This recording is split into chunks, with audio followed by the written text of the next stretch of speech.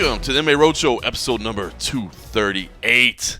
My name is John Morgan. Cole Coffey is not with me this evening. He is back home in Las Vegas. He's actually at the PFL right now as we speak. But you know I wouldn't come empty-handed. I think I have upped our game a little bit more. We've got familiar face, familiar friend to the show, Oscar Willis of the Mac Life. Hello, hello. And a brand new addition to the show, the newcomer, the young Nolan King. Nolan King just making me feel old as hell, making me question all the decisions that I've made in life. And hopefully you are wise enough as the young man that you are to look across the table and realize that you should be questioning decisions now or you're going to end up like me.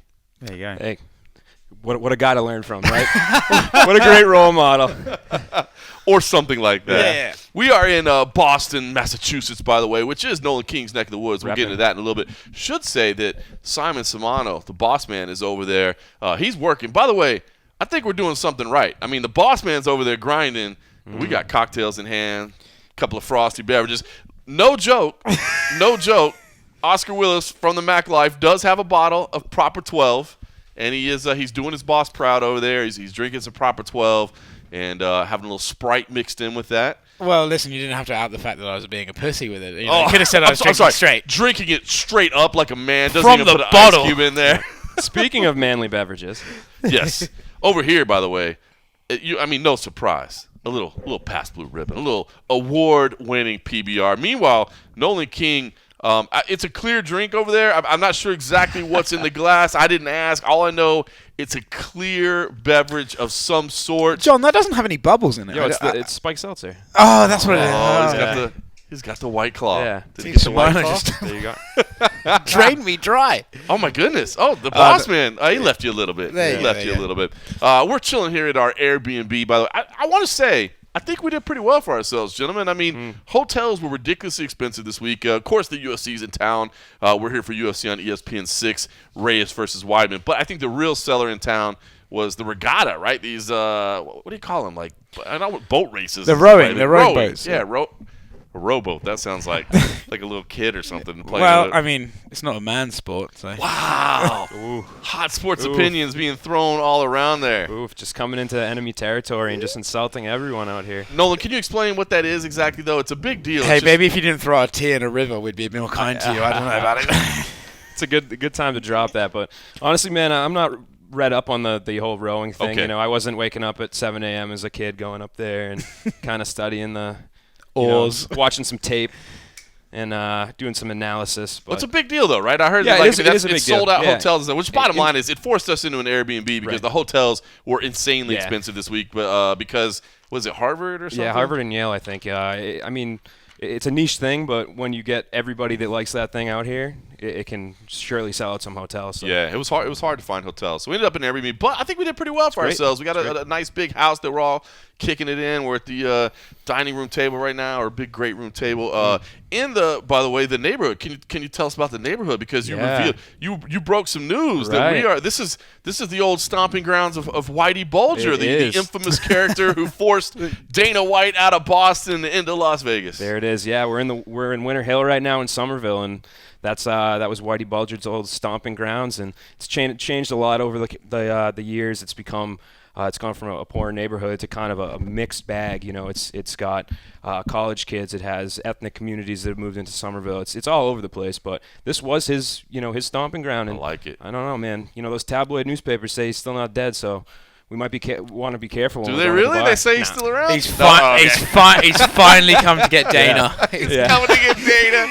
Oh, man, I agree with that. All right, well, let's get into this card. It's been an interesting week, by the way, and we'll talk more about that later. My experience this week, not before I got to Boston, we had some interesting activities go on last week since we did the last road show, so we'll definitely get into that. Oh, yeah. But let's talk first about UFC on ESPN 6. Dominic Reyes versus Chris Weidman. It's interesting because this card itself, I think as a hardcore fan base, as we are all, definitely hardcores, we're covering every fight. I think we're all pretty excited about this card, man. There's some matchups, and we'll get into some of the undercard stuff that's got us excited. But as far as the main event, I think this is intriguing because it's definitely not like a championship matchup or maybe necessarily even 100% clear stakes. But I am very intrigued by this because you got Dominic Reyes, who seems to be the number one contender at 205 pounds, right? And it seems to be, I think he's dropped it in the scrum the other day, right? That he says he's been told it's a number one contenders fight. So it's, that he's out there. Now, Corey Anderson and Johnny Walker might have something to say about that in a couple weeks, so we'll find out about that. But, this could potentially be a number one contenders matchup. I think it's a fight that people want to see. I think people want to see the undefeated contender against John Jones, except that Dominic is lacking a little bit, and I like Dominic a lot, man. He's a good dude. He's a self-admitted MMA Junkie fan, so automatically gets respect right there. Absolutely, of course. But he does lack a little bit of charisma, right? He doesn't necessarily. He isn't. We were talking about Israel Adesanya dripping with star power, and you just see right away, and you're like, that guy has got something. Dominic Reyes isn't that guy. Now he's not boring. He's not bad. It's just he just doesn't quite get it yet. Meanwhile, Chris Weidman, moving up from 185 pounds, I think everybody wants to see how he looks. I thought today on the scales, which is crazy because normally on a Thursday night, as we always record the road show, we're getting ready to do the weigh-ins in the morning. This being a Friday card, we've already seen the officials. We've already seen the ceremonies. We've seen it all. Chris Weidman, to me, does look good at 205 pounds. It looks like it's probably a better weight class for him, but he is definitely smaller than Dominic Reyes. There's no question about that. And Chris Weidman, I think the questions around him are, does he still have it? Did he lose something, or is he good? Is this a fresh start for him? He says, this feels like new energy and all that, but I don't know. So to me, it's an intriguing fight, but it's one that I don't think is necessarily captivating the masses. I don't know that it's a number one contender fight for Chris Weidman. I think it is probably a number one contender fight for Dominic Reyes, unless Corey Anderson or Johnny Walker has something to say about that in a couple weeks. So, I don't know, Nolan, give me your thoughts. A home game for you here, sir. I'm sure you're excited to be your first one as part of the MMA Junkie crew here in Boston. Perfect. But give me your thoughts on this main event. Yeah, it's like you said. I think Dom Reyes, he's earned his spot here. He is, in my opinion, the number one contender if he were to beat Weidman. But yeah, I get where you're coming from. I don't really know how to put words around it, but he's trying. He's authentic. He says the right things. He's not afraid to give his opinion. The other day when he was talking about Weidman's chin, he said, I think it's done. I think his problem is that he's getting knocked out. He didn't give a technical answer. He just said he's been getting knocked out. So I get it, but at the same time, fans I don't think necessarily, maybe it's his newness, just the way that the division is, whatever. I just think that they might, I don't know, they just have never really grabbed onto him and shown him any love. So right. I think with Weidman coming in, he's lost a little bit of his it factor too. He obviously was a draw for a while, and he's suffered some losses. And I think maybe just the duration of time that he's been out, fighting infrequently, on losing, mostly losing his fights. I think just in people's minds, it's been 2 years that Chris Weidman's been in the losing column. Right. Stuff like that. So I think that's really where this comes from. But in a technical, if you're looking at the division and everything, I think it makes a lot of sense for both fighters going forward. It's a big opportunity for Weidman coming in. They didn't. It's kind of weird, right? In a lot of ways, I almost feel it's weird that Weidman took this fight. Like, you're moving up to kind of reinvent yourself at light heavyweight, and you certainly didn't give yourself a gimme fight coming in. Isn't that Weidman's biggest problem? Ever since he's taken the loss, he refuses to take a chill out. Wasn't that a big criticism? For Jacare, all he fights is killers. It's true. And it's like, why not take a step back? Even when people are trying to clamor for him to hey man, maybe just take just drop down a little bit.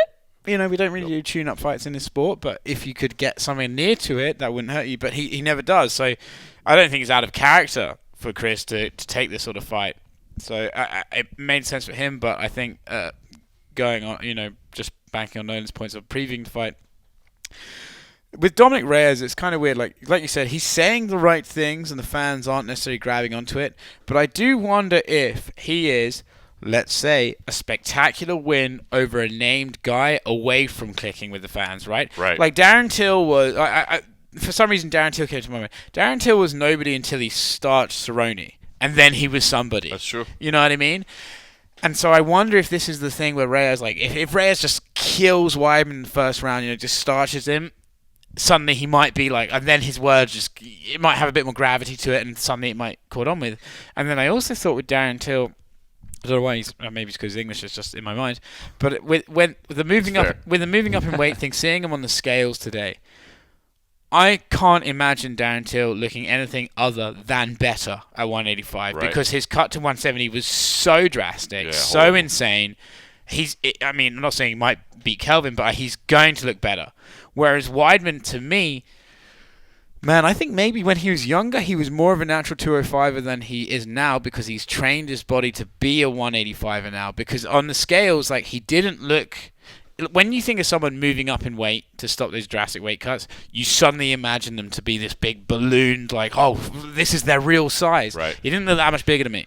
See, that's what I was going to ask you. So I was sending some text messages back and forth today with Anthony Beach, our good friend from Latchkey Brewing. He was wanting to know how things were going out here, and I was talking to him. And I told him, I said, listen, because I think we all wanted to see Weidman up close at 205 pounds, right? How does he look? And I will say, he did not look... he didn't look out of... he was a huge 185er, right? So to me, he didn't look like, oh, my God, this is ridiculous. Why is he in this division? But at the same time, you are right. Like, he didn't strike you as like, oh, my God, look at this imposing physical presence. I think you might have asked it at Media Day. Someone asked it at Media Day, and if I'm getting it wrong, it wasn't John. I'm sorry. Was it a good question? It was a fantastic question. Definitely me. It was John. But what I will say is that someone... It might have actually been... It might have actually been noted. No, someone said, do you think, to Dominic Reyes, is he a real 205er or is he a 185er that's not cutting weight? No, that wasn't me. That was... I'm not going to name. So I asked this really good question. No, someone asked like, is he a 205 or a 185 that's not cutting weight? Yeah. I think looking up in the scales today, he's a 185 not cutting weight. Do you know what I mean? Like yeah. he doesn't have the serious like size of a Jones. Or he's something probably like that. he's probably a guy that would do good at like a 195, right? There you like go. One of those tweeners. That, start plugging for it, man. You got to get on that bandwagon, start plugging for the 195 weight class, yeah. Hey, Dana, look, I know you're totally against 165. You know what? Yeah. We're done with that. We agree with you. Yes. How about 195? There you go. But going back to Oscar's point, I totally agree. I actually said this to James Lynch when we were in the scrum, that there's just a certain intangible when you see fighters where, sure, they step on the scale at 205, come weigh-in day, sure, they're the same height or similar heights, but Dominic Reyes is just a bigger dude than Chris Weidman. Yep. You know, you just get that sense. You're like, this man's a light heavyweight. And I didn't feel that when I saw Chris. And he was talking about his diet. He was very open about it. And he was saying, being off for such a long period of time, knowing that he was going to go to 205, it wasn't always easy to keep a good diet. And that was one of the biggest struggles. And then he's back to drinking beer now. So, if he's... God bless him. Which, God bless. I guess I'm on my escapade against beer drinkers tonight. But, what is this scumbag behavior? Anyways, so it makes me think that I'm not saying that it is an issue, but it's just something to keep in mind that, maybe the extra weight isn't necessarily good weight. No, and so here's the thing. So I do think that size it's going to mean something. The other thing is that when I just look at the matchup itself, Dominic Reyes is probably the more natural, powerful man, but we have seen Chris Weidman score knockouts as well. But I do think that, I don't think that Dominic Reyes is necessarily going to be like just a fish out of water if this fight goes to the ground. He's a Joe Stevenson protege, man. He's got some grappling skills, and I think of course Weidman has got some fantastic wrestling chops and some great submission abilities as well. But if he takes this fight to the ground, I think he might find himself in some trouble there. Yeah, it'll be interesting. I think watching the open workouts earlier this week with Dom, he wasn't necessarily saying those things that might get the fans jumping on him. He's not going to throw out insults or anything. Right. But I did notice during that open workout and just the week as a whole that he looked very comfortable in there for his first main event. He looked, the open workout, he busted up his brother, his training partner, cut his eye. He has been so relaxed, right? Yeah, maybe it's just going to take that win, like Oscar said earlier, but it'll be interesting, man. I'm looking forward to it. And it's weird. He said not only his first UFC main event, but his first main event in general. But he feels like, he belongs here. So let me ask you a question, Oscar. I know you like to look at the divisions and the futures and all that. Dominic says that he's been told this is the number one contender fight.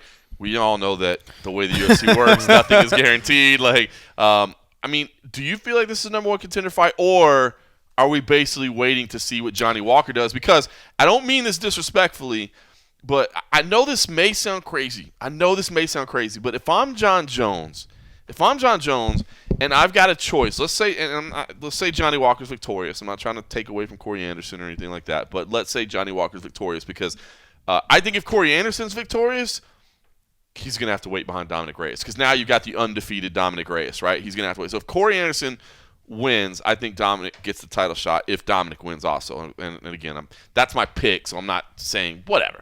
But are we waiting to see Johnny Walker? Because if Johnny Walker wins, if I'm John Jones, John Jones is looking for the biggest fights possible, and I know Johnny Walker's new. I know he's newer on the scene, but I feel like his name already has more behind it than Dominic Reyes because the highlight reel, and I think you and I were talking about the other day, if you're going to fight Johnny Walker, now's probably the time to do it. Like before he gets better and kind of coming off the surgery, does he have some questions, this layoff? Because it seems like once Johnny Walker comes back, as long as he doesn't hurt himself celebrating, he's going to fight like 6 times a year. Yeah, I mean, you sort of took the words out of my mouth there. Is Dominic Reyes versus Chris Weidman a number 1 contender fight? It is, unless Johnny Walker wins. And again, no disrespect to Corey Anderson. I think Corey Anderson tried, again, we were talking about trying to hit the nail on the head, He tried to do the right thing with confronting John at that fan event and stuff. Yeah. But sometimes these things just, it's not even that they don't work, it's almost they work against you, If people feel like you're trying too hard, it works against you. And if you're someone like John, who probably has a decent say in who you're fighting, you're not tempted to reward people like that, So if he's given the option, he's like, well, fuck that guy, I don't really want to reward him. So if Johnny Walker wins, I think he's fighting John Jones next. Anybody. And I think if you look at like John's latest sort of apparent interest in social media, which he's never really had before, he spends every day talking about Israel Adesanya, and then he was like switched to Rumble Johnson for a bit and back to Israel, and it's pretty clear the Anthony Smiths and the Thiago Santos, much respect to them both, they're not really getting his either his creative juices or his bank account flowing. So he's obviously looking for a bigger fight, and like you said, John, from this side to the listener, from this side of the media, we can tell by the metrics Johnny Walker gets more traffic than Dominic Reyes and Corey Anderson. In fact, almost startlingly so. Yeah. And because he doesn't say anything amazing in his interviews, and he's only just sort of learned English and stuff like that. But his style, when you kill motherfuckers in 10 seconds, it tends to happen.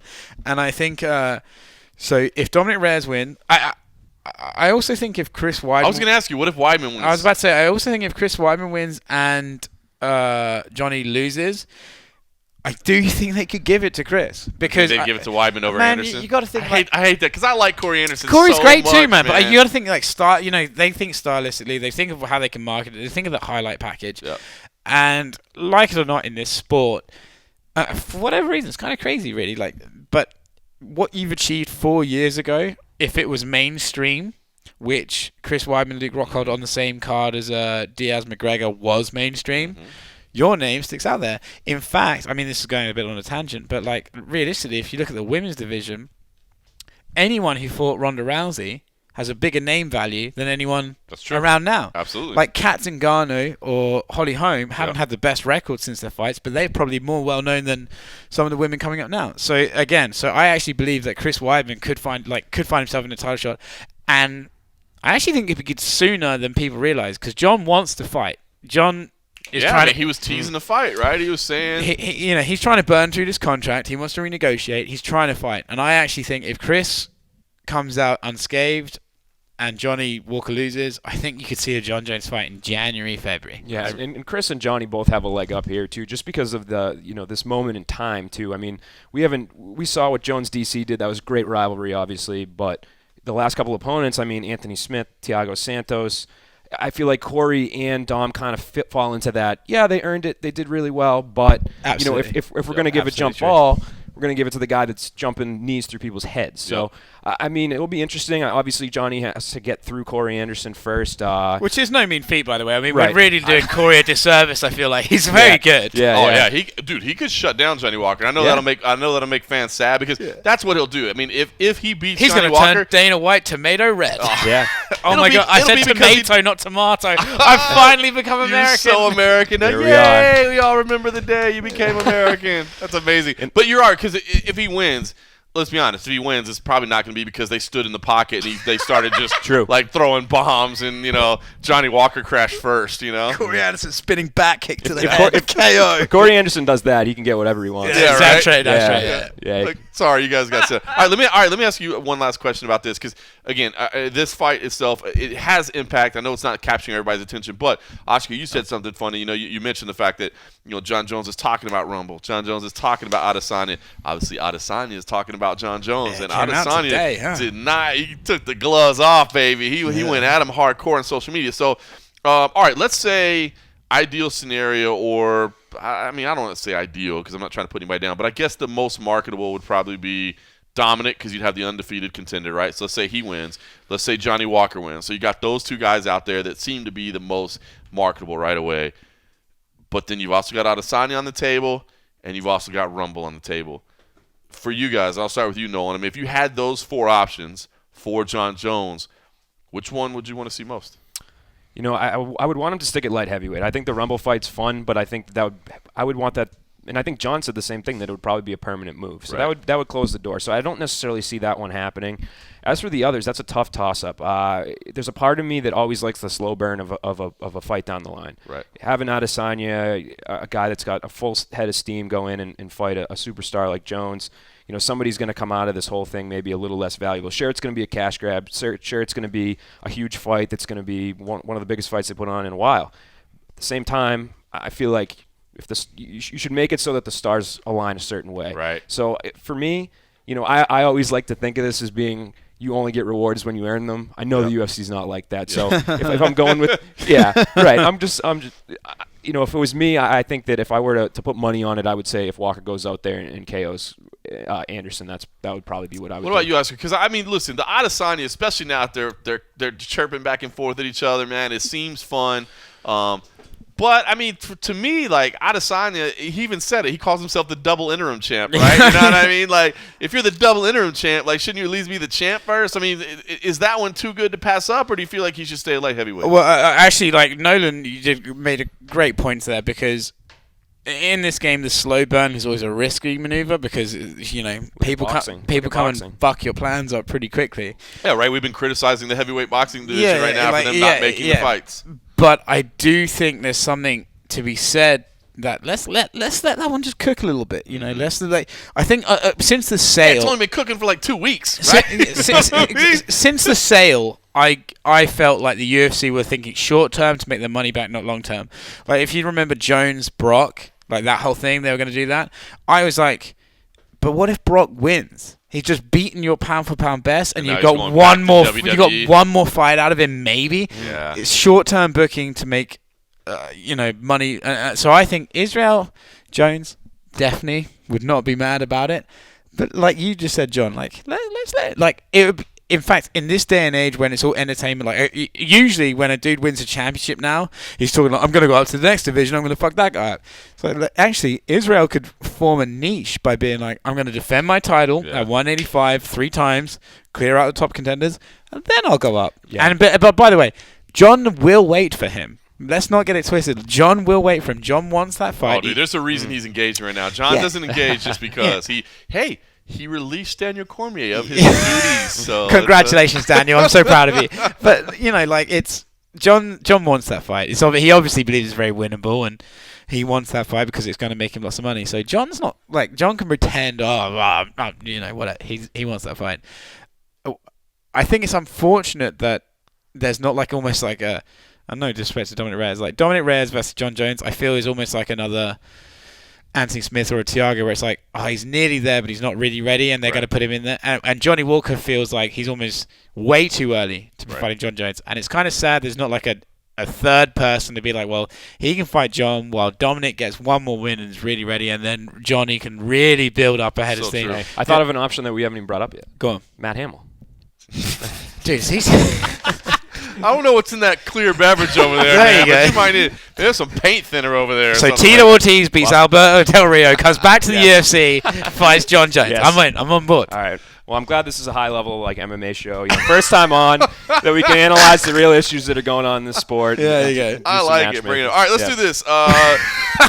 We've been previewing this main event. We've got a little bit of audio. I've edited it down a little bit so you don't have to listen to all this discussion. But we did get a chance to speak to Dominic Reyes and Chris Weidman. Actually, I only spoke just a little bit. I was here more as a camera guy. You'll hear some of Nolan King's voice in there, a little bit of me sneaking in there. But here's we'll start out with the undefeated contender, Dominic Reyes. Hey, Dominic, in the main event against Chris Weidman, what area do you think Chris Weidman imposes the biggest threat to your game?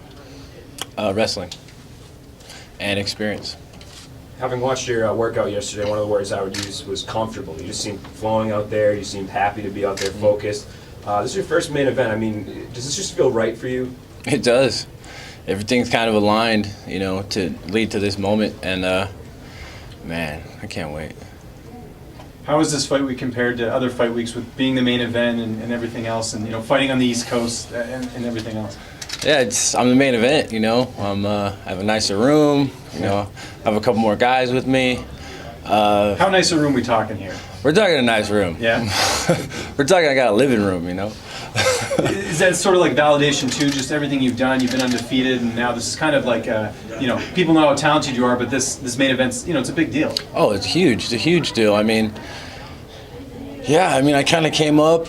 This is my first main event ever. This isn't just in the UFC. This is like, I've never really gotten the opportunity to be a main event. In my mind, it's like I almost never got the respect I feel I've deserved. But now, I worked for it. I waited my turn, and now I'm here, and I got the main event. I'm excited. Can't wait. I love the matchup.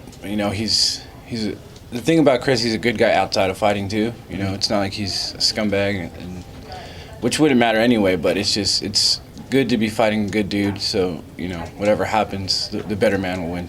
You didn't train with him this camp, but have you spoken to Curtis Blades at all just leading up to this fight? And if so, did he give you any advice or anything? Because he's been in a few big profile fights. Yeah, I talk to Curtis all the time, man. We text and talk all the time, and we just keep it light, man. We don't really talk a lot about fighting and everything. It's just like, enjoy it, man. Like, this is your moment. This is your time. Like, do your thing, and everything will work itself out. What is the balance like for you? Like you said, I know you want to soak it in and enjoy the moment, right? But this isn't the moment, right? This is just a step along the way. So what's the balance like if you try to enjoy the big room and the spotlight and all that versus knowing there's still a lot more of the journey? Oh yeah, but it's every like, this is a part of it, Every step is something new, and it's like I live my life moments at a time, and this is its own moment in itself. Like, how many guys are in here? Like, at least 20? Like, that's a good number of reporters, that's a lot of outlets, and it's good. It feels good. It's just bring my energy, and hopefully people can relate, I think everybody feels like this is a number one contender fight, but do you feel like you just got to win? If you eke out a split decision, it doesn't matter, or do you feel like you got to get a certain kind of win or make a certain kind of statement to make sure that Corey Anderson, Johnny Walker, or somebody like that doesn't jump in the way? Yeah, my plan is to win emphatically. I want to finish. Like I've said before, my goal is to finish every fight. If I don't finish, I feel I've done a disservice to myself. So, yeah, I want to finish. The plan is to get a finish. Whether or not, God, that's the plan, for me to get an emphatic finish, or whether I have to go through another war. He feels like I need another war, Whatever the case may be, I'm only working my way towards the title either way. Do you look at it as you have to set the table here, like put the pressure on the Corey Andersons and the Johnny Walkers here with your performance, or you not even think about that kind of stuff? Nah, those guys are living their life. I'm living my life, and we'll see what happens. Dominic, you haven't been in the UFC that long. A lot of fans, especially the casual fans, might not know you. This is your big opportunity, ESPN main event against a legend like Chris Weidman. What are those fans going to be saying about you after the fight? He's the one. It's the one. Well, get him to fight John. It's the one. Be the one. Be undeniable. Why are you the guy to beat John? Because of me. We'll talk about that after this fight. But right now I'm worried about Chris.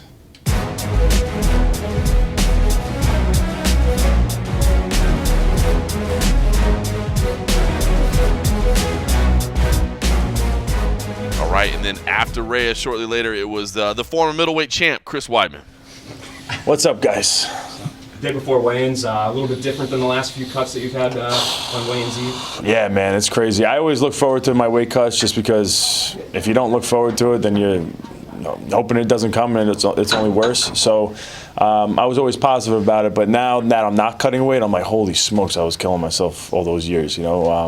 I just feel so much better this week for all camp. Just keeping my body healthy, and that was the main point of me going up. Was I just want to be healthy. I've been fighting injuries my whole career, and I think a lot of that was because I was cutting a lot of weight, depleting my body of what it needs, and so to be not at my natural weight, I've never felt better throughout camp, and then also fight week. It's like, wow. Not to be focused so much on how much I weigh every single day and how much weight I got to lose. and just kind of enjoy the process, deal with Fat Thor. It's just it's a cool experience. Chris, why do you think it's so hard for fighters to get to that realization? You know, that I'd be better off if I wasn't putting my body through this. I mean, you know, I think I don't know. I think it's different for everybody. For me, it was just time. You know, I accomplished my goals at middleweight. You know, I became a multiple-time world champion, undefeated for a long time, and then I lost my belt. Then the goal was, all right, I want to win that belt back, defend the belt as many times again. But that goal kind of became like stagnant and I wasn't super excited about it because it was something I already accomplished. So I was just gonna let me accomplish it again. But to go up to light heavyweight now, it just gives me a whole, like, I feel like I'm rejuvenated mentally as far as my goal setting, which I think was a big part for me. For me, my goal was always to be, like, early in my career, my goal was to be the world champion at middleweight. And, my goal was to beat Anderson Silva and beat him again in a rematch. That was really, like, where I seen it going. I was rushed to that point. And all of a sudden it happened, and I'm like, all right, now they're setting me up with Leo Machida. Then you got Vitor Belfort, then Luke Rockhold. Then I lose my belt. I'm like, all right, I guess I gotta want to win this back and then do it again. And I felt like I was going through the motions a little bit. And I realized that really when I decided to go up. And it was not because of the realization that I wanted to shift my goals. It was because of injuries and stuff. And now that I'm here, I'm realizing, like, wow, I feel like I'm back to where I was started as far as my mindset and what I want to accomplish. I feel so much more set on what I'm doing. We spoke to Don Agreas. I asked him what was the biggest area where you imposed a threat to him. He said wrestling. One, do you agree with that? And then flip it, where do you think he imposed the biggest threat to you? Yeah, I'm going to say my wrestling and jiu-jitsu are probably the biggest threat for him. And then also just the well-rounded, the fact that I'm a well-rounded mixed martial artist. Like, you know, he's a good striker. You know, that's what he probably brings. That's the most dangerous. I think I fought better strikers. He's bigger than most of the guys I fought. But as far as precision and dangerous strikers, I think I fought more dangerous guys. But I think the fact that he has to worry about the takedowns and that jiu-jitsu, because that could be the end of the night for him, will change the stand-up as well. So I think me just being in the cage with him and having him have to deal with all that multitasking is really the game changer. He hasn't had to deal with that. Sorry. He hasn't really had to deal with that in any of his fights. He hasn't really fought a guy who is well-rounded or has really great wrestling. We got taken down 3 or 4 times from Volkan Ozdemir, who had 1 or 2 takedowns in his entire UFC career before that. He did a good job getting back to his feet. But again, it's not somebody who's going to be as persistent and have the pressure like I bring. We'll see. You spoke a lot about John Jones, saying one of the biggest motivations going up is to be the guy to defeat John Jones. 2-part question. A lot of people view John Jones as the greatest fighter of all time. Do you agree with that? Second part, where do you think you stand in the all-time GOAT rankings? Going up to light heavyweight, one of the main reasons I'm excited is definitely because there's a guy there that people think can't be beat, and people consider one of the greatest of all times, if not the greatest of all time. And that's what really excited me when I was down at middleweight. So to have the opportunity to not just shock the world once, but also twice in my career and beat 2 of the guys that people think are the GOATs, that's the legacy I think I want to leave behind. And as far as him being the GOAT, I think if you look at his record and who he's beat and how he's done it, yeah, he's the GOAT. But then you look and you put the drug testing stuff out there, and I'll be honest, like, I'm just kind of like a casual fan when it came to everything that he did and failed. I didn't like read into it like crazy and know really everything behind it, the picograms and all that crap. I haven't like investigated it 100%, but at the end of the day, he's failed multiple drug tests. And I think anytime that you do that, it puts an asterisk on your whole career. And you have to say that. And same thing with Anderson Silva. He's failed drug tests too, and for performance enhancers. And I think that you have to put a question on the rest of their career. It's just like baseball. Besides, this is way more of a devastating sport. We're not just hitting balls over the fence. We're trying to take each other out. So anytime a guy fails a drug test, you gotta, that's a serious thing. Do you think John Jones is a tougher puzzle to crack than your Anderson fights? You know what? Yes and no. At the time, so if you look at Anderson Silva now and versus John Jones, yes. But at the time, Anderson Silva had such a mystique and aura about him that was actually greater than John Jones. He was dominating everybody, putting his hands down, playing with them. John Jones isn't doing that. He had 2 tough fights in his last 2 outings, and against guys who were middleweights. 2 tough guys, but he didn't look unbeatable in those fights. Anderson Silva he had like that invincibility feel to him when I fought him. But as far as skill set, it's a very interesting puzzle. Yeah, I think it's more of an interesting puzzle as far as skill set, but not maybe as much as a puzzle when it comes to mindset and like keeping mental focus. Like not letting the moment get to you and all that. Do you think a win over Reyes means John Jones is next for you? I think there's definitely a good possibility for that, for sure. Given my credentials at middleweight, being a multiple-time world champion and then coming up in weight, going against a guy who's undefeated at light heavyweight, ranked number 4, if I go out there and make a statement and dominate him, because the other guys in the top 5, from what I'm not good at, I don't look at the rankings and stuff, but from what I'm being told, I think most of those guys already fought John Jones and lost to him. And if I take out the number 4 guy, and then you look at the skill sets and you put them on paper, and I think I am a bad matchup for him, if there is any, for John Jones. When we talked to Dominic Reyes yesterday, and he was talking about your weaknesses, the weaknesses he saw in you, he said that you've taken a lot of damage and you've been getting knocked out. And he also said he wasn't sure moving up in weight would be good in that department. What's your response to that? So if he's questioning my chin, I think if you look at all my fights, it's not like I'm getting, sat down with jabs or anything like that. I'm not like getting wobbly legged or anything like that.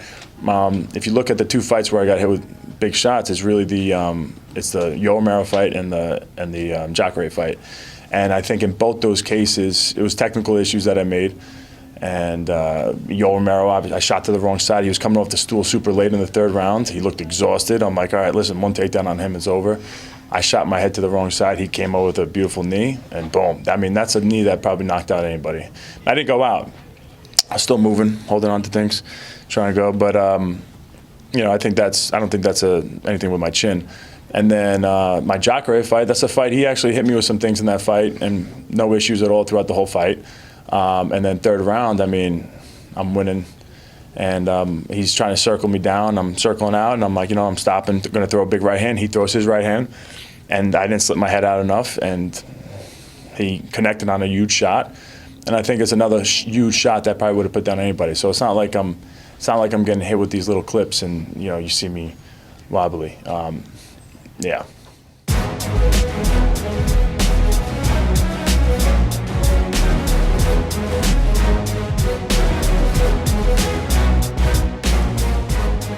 All right, so there you go. You got the 2 headliners. It is teed up. It's a big fight, but I think it's one of those fights that the stakes aren't necessarily right now. It's what they play into. It's a big fight, but it's not necessarily like the immediate reward fight. It builds into something. Let's get into the co-main event, the surprise co-main event, the co-main event. A month later. God. Yeah, Yair Rodriguez versus Jeremy Stephens. Man, I was in Mexico for the first meeting, and Jeremy Stephens was on fire ahead of the fight, man. He was just so was his eyeball. Oh my God, yeah, amazing. And then this weird eye poke happens, and it's the most bizarre scenario. And I talked about it then, but just to kind of go over it again now, just to lay out my position right away. An unfortunate foul. Yair definitely raked his eye, but the whole insinuation that Jeremy Stephens was kind of potentially faking it, and I do understand the question. Right away we look at it, but good Lord, man, when you see a man's eye, and we watched the highlights today at the ceremonial weigh-ins, by the way, the UFC put together a cool little package today. I'm sure they'll probably air it during the broadcast. Donze Kuduro. It was cool, man. In there. Not the Donze Kuduro package, the one that previewed The one that previewed Yeah, the thing. the how it Macy all Barber came in. package, Oh, you idiot. Danza Kuduro can be played at any time, and it's I'll a get good- amped. That would it's be a the most jam. memorable thing Yeah, for my day. I remember we played at my grandmother's funeral, and everyone was just Everybody off the got chain. 'em. Amazing. But no, they put together a package of how the fight came together, basically, like, the way things played out. And by the way, they had, man, and I'm sure they'll show it in the broadcast, but they had like a lot of different camera angles of like stuff being thrown and stuff. It was kind of cool to watch because it was pretty chaotic inside the arena. But again, to me, the insinuation that Jeremy Stephens was faking it. I mean, when you look at that eye and it's, the lid is closed all the way, like, and the doctor is literally like pushing on it, trying to open up, and it won't open. Like, you can't do that. And with respect, it's Jeremy Stephens. It's I don't Jeremy think the Stephens. guy's faked anything in his life. No. He's a pretty bread and butter, meat and potatoes kind of guy, and he really quite enjoys fighting, and I Yes. don't really think he's the sort of guy to bail out early. Yeah, I mean, that's ridiculous. You have evidence, and it's his record. How many fights has Jeremy Stephens been afraid of? Who hasn't he fought? Who has he turned down? What When he great names- fucking knock people out, they don't fucking Yeah. move. I mean, it's just that's true. what I'm talking about. True. Hardest hitting featherweight in the division. There you Yeah. go, boy. Well, listen. So, all right. So, but they bring it back together, and hey, good on the UFC to rebook it. You know what I mean? 'Cause, Amazing decision. by dude, the you UFC. you have real heat now between these two, and we see it this week. I think all of us were excited. I think we've all, as website operators, been a little surprised. Maybe there wasn't more traffic behind it. I think maybe it wasn't as maybe us as hardcores are more excited because again. To me, like I was in Mexico, I was excited about the fight. I mean, stylistically, like you said, the meat and potatoes guy that coming to knock your block off versus the flashy, throws the kicks. He's got I mean, it was fun. But now, like I'm more excited because, dude, listen. MMA, we can sit here. It's such a pure sport. It's the sacrifice and the discipline, and it is. I mean, I do respect everything that's put in. I mean, that part of the reason I love the sport is because I know what it takes to be good at it, right? But even still, like even for the hard, when there's real bad blood, when it's not some manufactured garbage that somebody come up, when it's not, God bless them, when it's not Colby Covington just saying random stuff to piss people off, like when it's two people that really hate each other, really have some animosity, I like it. And listen, I will be honest, I was pretty critical and remain kind of critical of Yair Rodriguez and the way he handled the immediate aftermath. He said he did. He collected his temper pretty well. But, I thought in the cage, I thought he handled it poorly. And I thought he was, I don't want to say partly to blame for the way the crowd reacted, but I feel like he could have helped the crowd not be as upset if he'd have said something. Well, it reminds me of when Fury was robbed against Wilder, because he was robbed, and he got on the mic and asked the crowd to calm down Yes. because the crowd was like full of travelers from the UK, and they don't mind a little bit of a rough and tumble. And he asked them to calm down, and it was the same sort of thing. If he'd have been inflammatory, I feel that they'd have been inflammatory. Yes. And really, I mean, we're all killing time. This whole Stevens Rodriguez rematch is just waiting for the Bisping Rodriguez rematches that we all want to see, But that was great. But yeah, no, I this week Yair's been a lot better, and like I agree. I said to you, I think off camera, John, like a while ago, I was like, listen, like I don't agree with his point of view, but he's articulating his point of view very well. Much better. So it's when someone's like, hey, this is why I think this is what's made me think this, can't really tell them like they're a fucking idiot. Like, it's like, okay, fair enough. Like, this is why you think this. At least you can I explain your position. disagree, but that's Right. fair enough. And on fight night, he was talking from emotions. You could tell the language that he was using. Just kind of, it wasn't. There was no detailed aspects that he was pointing to make him think that Stevens was faking. And even at the And he can't poke Michael like Bisping in the eye. I mean, he's only got one. So I mean, yeah. He said he went back and watched tape and he studied what was he saying, body language and stuff about this was at the open workouts. Yeah, I came. I didn't get to go to that. I came in. I was flying the evening of. Came in the next morning. he went pretty fucking deep. He was like, I studied this. Like I read. I don't know if he said read books or. No, he was it or like, I something. studied it. He was like, he turned the wrong way when someone touched his shoulder and Right, stuff he's like that. I watched the tape. That's not fair. Simon Samano touched my shoulder earlier today to talk to me, and I turned the wrong way. Listen, we don't need to hear about your personal feud at the workplace. but he really did. He did really look into it a bit too much, I felt. And I don't know. Go on. Yeah, and I guess going off of that, it was interesting to me because he started out in the whole discussion. He said, I'm not mad. I've channeled my anger. I don't have any. It's empty. Whatever. Something along those lines. Right. And then as the scrum progressed, I felt like the anger was under control and he was much more mature and he had better points, but it was still there. Like he can't say that it's not there. And then even today at the weigh-ins, he brought a nail file out when Steven had the goggles. and he's doing this with it. So, I mean, clearly he's still buying into it. He's still got some feeling. So I don't think it's necessarily fair for him to say Wait, I that. didn't catch that. I didn't see the nail file. He had a nail file. Did he really? I That's didn't see that. fucking I mean, we off were the shooting chain. video and That's shooting amazing. photos. Yeah. I didn't see that. Yes, he had a nail file. Oh, wow. Now, okay, so I was going to ask you about Stevens. All right, so Stevens comes up. First of all, That's fucking off the chain, bro. Stevens That's did a awesome. scrum the other day, and he had like these like big glasses on and Ridiculous ridiculous glasses, which he obviously did that. And then today he came out with the ski goggles on. And the question I was going to ask you was, why did he get on the scale with the ski goggles and throw the ski goggles off before the face-off? Right? The ski goggles should have been on, right? No, the reason why he threw them off is because, for the fans who didn't watch it, Yair has a large contingent with him, like a lot of family and friends. I think Jeremy lost his temper and threw the goggles at them. Okay. Like, it wasn't like he's throwing it into the crowd. He threw it at them like a fucking shut up. You know, like. Oh, okay, yeah. And I mean, by the way, that crowd was rowdy, man. Yeah, and that's only the second worst thing Jeremy's done to Yair's team today. He also told them that their friend was going to die. Oh my gosh! Yes, at the official weigh-ins, they got up on the scale and. All right, hold on. We're watching the video here, which is going to make for some incredible podcast. Yeah, this audio is radio. amazing. Yeah, this is amazing. Oh, wow, yeah, no, look he at was filing his nails. Yair was filing his nails. Now, was he dulling them to show that he wouldn't, or was he sharpening them to a point to make them more of a weapon?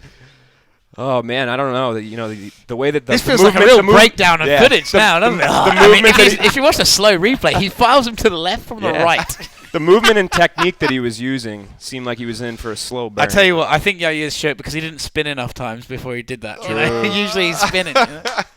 Yeah, no, listen, it's been interesting. The dynamic, I mean, there's definitely some anger there from Jeremy especially, and understandably so. But yeah, like, it is weird to me. Like, Yair, I will say this, and I'm trying to think back. I'm trying to replay Mexico in my head, and I'm trying to replay everything that's been said this week. Has he once just said, like, I'm sorry I poked him in the eye? Like, no. He said I'm Simon Samano, who is peeing right now, by the way. Bathroom. But from the bathroom, we definitely heard a no.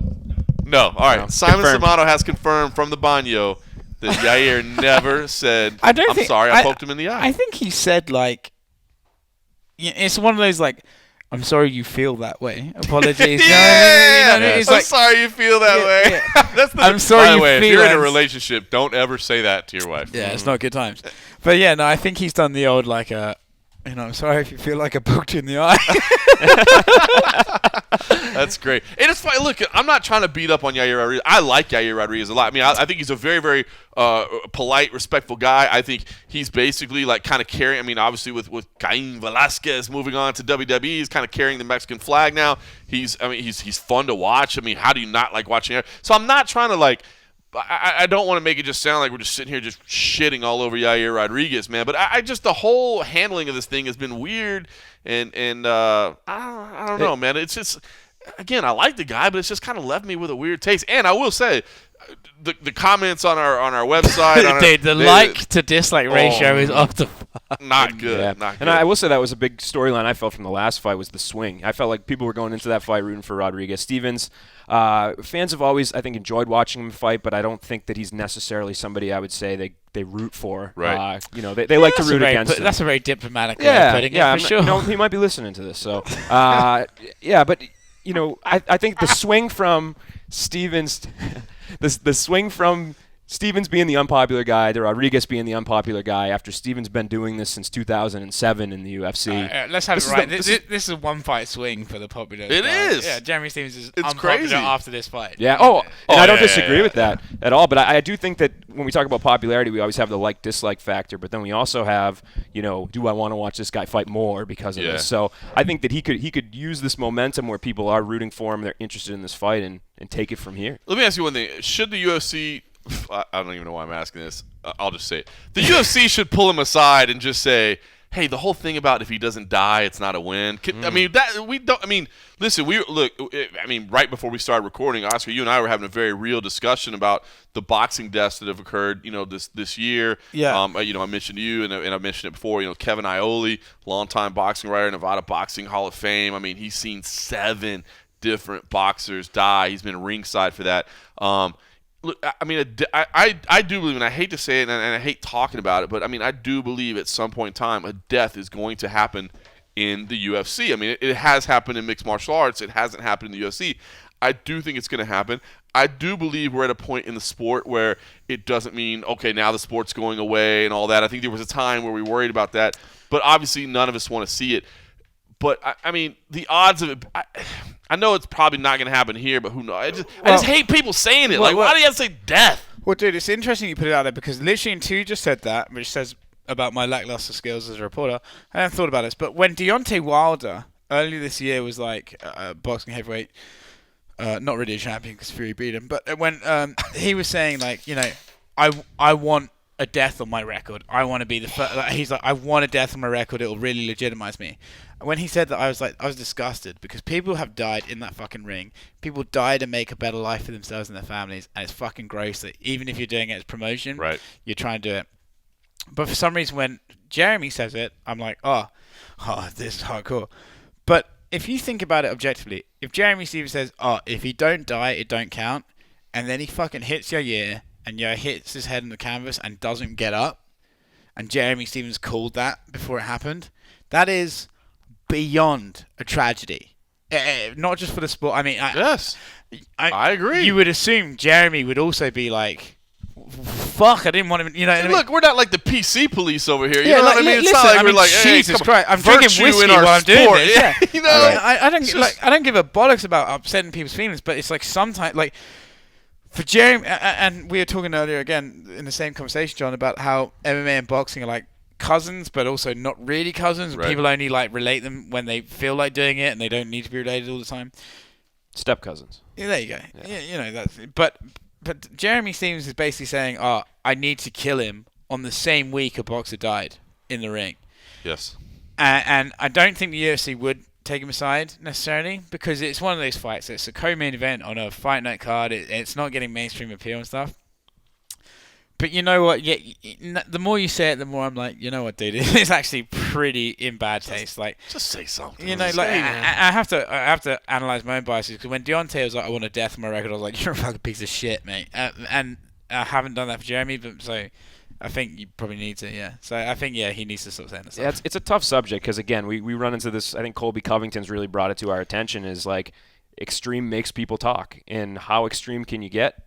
If you say something about at least Colby thinks it through like this is going to get me attention. I don't think Jeremy's doing anything other than talking from the heart. Well, I was going to say, I mean, I think Jeremy actually means it, man. Right, and that's what I was saying. I think it goes right in line with his character, you know. He talks about being a savage. He's never been – I know in the past I've seen discussions on Twitter and stuff about, you know, he'll knock somebody out, and he's not one of those guys that's going to walk away. He's going to get as many shots in as he can. I do believe, and please forgive me if I'm wrong, but I'm pretty sure this is real.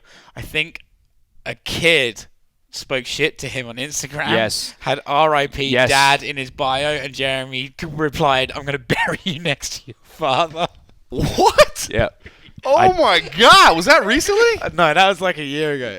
It's not funny, but it also is very funny. Yeah, look, it's Jeremy not funny, Jeremy but it's crazy. Stevens. What are you going to do? Yeah. I mean, listen. Jeremy Stevens is that guy. I mean, like I said, I think he is honestly speaking from the heart, but. Yeah, dude, I don't know, man. Like I said, I'm not sitting here trying to be the PC police or whatever. I'm not that. Yeah, here we are looking at it. 16-year-old. And I'll bury you next to your dad, bitch. Wow, that's. So maybe he does mean it, John. Maybe he does. Oh no, he does, bro. He definitely, dude. I can tell you right now, if he was sitting right here having a frosty beverage with us, he would say, no. I'm going to try to kill him. Could you imagine dealing with that guy drunk? No, fucking hell. No. Imagine, dude, like, I think we'd all be dead right now. Yeah. At least in our sleep, certainly. Yes. But I mean, just imagine, like, so can you imagine, like, accidentally bumping up to Jeremy Stevens' girlfriend in a club or something? Oh, God. Do it. The headache alone. Don't do it. Yeah, so that's the thing. And listen, dude, the trash talk is good. The promotion, the hype.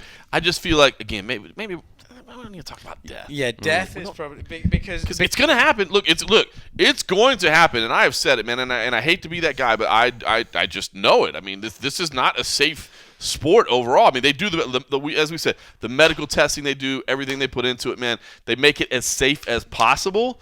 But I mean, it's the law of averages. It's the law of averages. At some point, it's going to happen. And dude, like, I am not looking forward to that day. I mean, I talking to Kevin and covering that and imagine. I mean, like. dude, I'm not looking forward to that day. So I just don't think we should be hyping that day, you know? No, and listen, like it's again, I think actually the fact that UFC hasn't had a death is a remarkable show of competence on their side. I mean, it really is. And this is not in any way meant to be an MMA versus boxing statement, but the fact boxing's had 4 this year, and realistically, the UFC hasn't had none, and MMA's had none really. You know, some of the scenes. It's just fun. It's just like if you're a fan of combat sports, it should affect you. You know, it really should. Like, John and I were talking off thing so there's an interview with Eddie Hearn talking about Patrick Day, the boxer who just passed.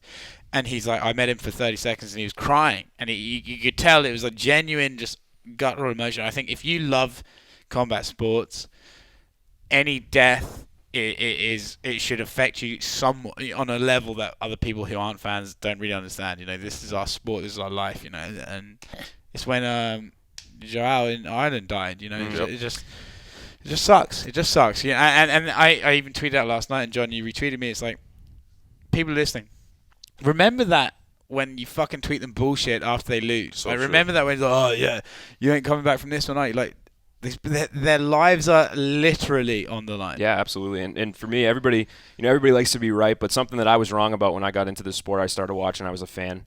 I was part of the crowd that was like, you know, these guys are in there, they're fighting, they could send it to this, like, whatever happens after that happens, and it doesn't matter.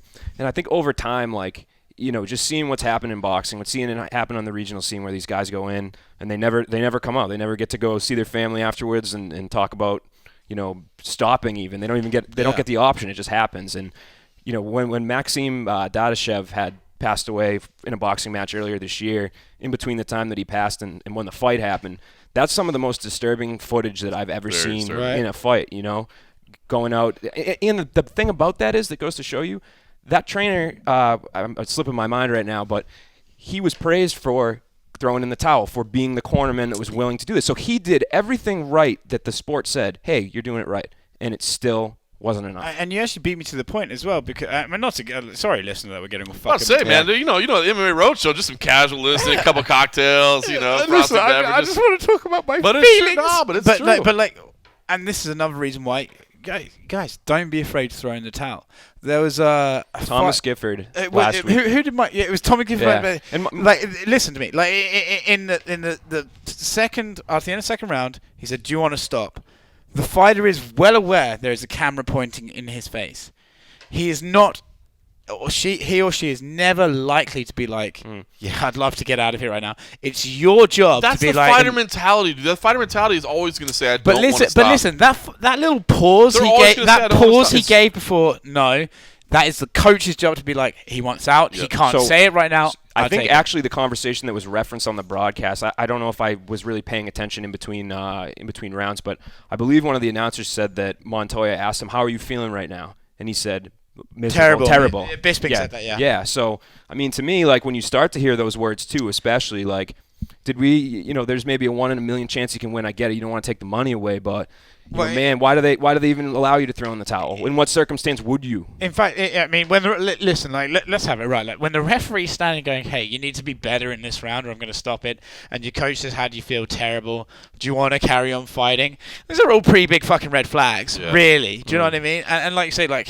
Listen, Derek Lewis, he won with a random punch and his balls were hot and he got a championship fight out of it. So I understand the temptation to not let it happen.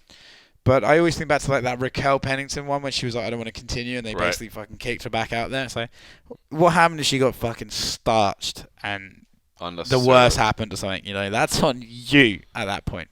Anyway, this is all very morbid for listen, Thursday night podcast. You know, listeners of the MMA Roadshow, they just tune in for a casual conversation like this, you know, just previewing the fights, a couple frosty beverages. But listen. Let's talk about death. That's good. Hey, man, it's fair talk, man, and thanks to both of you guys for sharing that, because that's real emotions. All right, well, let's do this because we got a lot more to talk about. But listen, some of Steven's talk was a little bit controversial, but he did throw it out there. So let's share a little bit of Jeremy Stephens and Yair Rodriguez as they get ready for this big co-main event. It may not be appealing to the casual. I think if you're a hardcore fan, you like the fight already. It's got some heat behind it as well.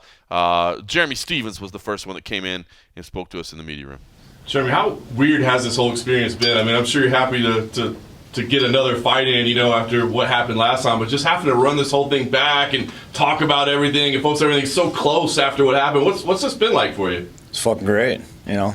Come here to a great American state here in Boston. It's a little bit more rowdy, you know. We're on my soil, so everything's great. You know, I get to come back straight to America, train with my coaches, drive my car. You know, I felt like I was in jail, so like it's like I got out. Like everything's brand new, so I feel great, man. We're here to run it back, bring a banger to Boston. Feel incredible. I was going to ask you, I mean, if there's almost positives, because not that the first fight wasn't hyped, but now I feel like everybody's really paying attention and going, man, this fight is going to be insane. So I know you wouldn't have liked things to happen the way they did in Mexico, but is there some positives to take out of it that it seems like a bigger fight now? Yeah, what if I would have knocked him out in Mexico? You see how they treated me there, you know? Probably would have killed me. It's all good though, you know. It's a great thing, you know. It's going to make it that much better when I put him on the canvas and he's staring up at the lights, asking what happened, and I'm celebrating the win. You know, it's just going to make it that much better. You know, after all this shit that's gone down, when I put his lights out, it's going to be a great night. It's going to be a huge night for me. I have to ask about the sunglasses. Is that just style today, or is there function behind those sunglasses as well? Keep the fingers out of my eyes, my man. Are they like a special type of glasses? It's kind of like an interesting design. It looks kind of neat. It's like some Randy Savage shit, huh? That's what I was going to say. Nice. Or like an 80s bad guy or something. No, I like style, so I feel good, look good. I'm going to fight great. Jeremy, one of the stories heading into Mexico City was that you went up there early to get used to the elevation. Is there any disappointment that you didn't get to show, you know, the training you did to be ready for that elevation? Any disappointment in that? No, not at all, because we're going to run it right back. So it's, you know, it was a great experience. You know, with the shit that went down, it doesn't take away from my experience in Zacatecas and the people that I met and the humble people in Mexico. I love it there. I'll definitely go back. I love that country. It's a beautiful country. I get it. You know, you didn't get to see a fight. You know, if I would have been on the audience and that shit would have happened, I would have been throwing beer too. You know, so this time instead of that, I'm going to knock them out and then go drink a beer. So obviously, you're a professional, you have a set schedule where you want to peak and this and that. How have you had to change that, being that such a quick turnaround since your last fight? It ain't shit, man. I knocked out Du Ho Choi. You know, 2 days later they call me and I go knock out Emmett. So, you know, this is going to be a little bit more vicious. So I'm lighter, I'm healthy, I'm in shape. I love staying active. I think people forget about that. You know, a lot of people duck and dodge me along the way, so it's hard for me to get fights. You know, fighting twice a year fucking sucks. You know, I mean, I make enough money to provide for myself, but I'd love to fight 3-4 times a year. Personal goal of mine is knock out Yair. You know, all come out great health. I'll look to be in that next in line for if Zombie or Ortega drops off. So you bet your ass I'll fight 1 or 2 more times by the end of the year if it's possible. What do you make of this BMF title coming up and the 2 fighters that fought in your old weight class? You got to get me in that motherfucker. That's for sure. Seriously, I mean. I'd go back up 55, 70, you know. I trained with Masvidal, great guy. You know, one of my good mentors, Josh Neer, he trains with Diaz. Seeing him come up, I thought we were going to fight at 55. But I love seeing that. Them guys get their money. They've been putting in 17 years.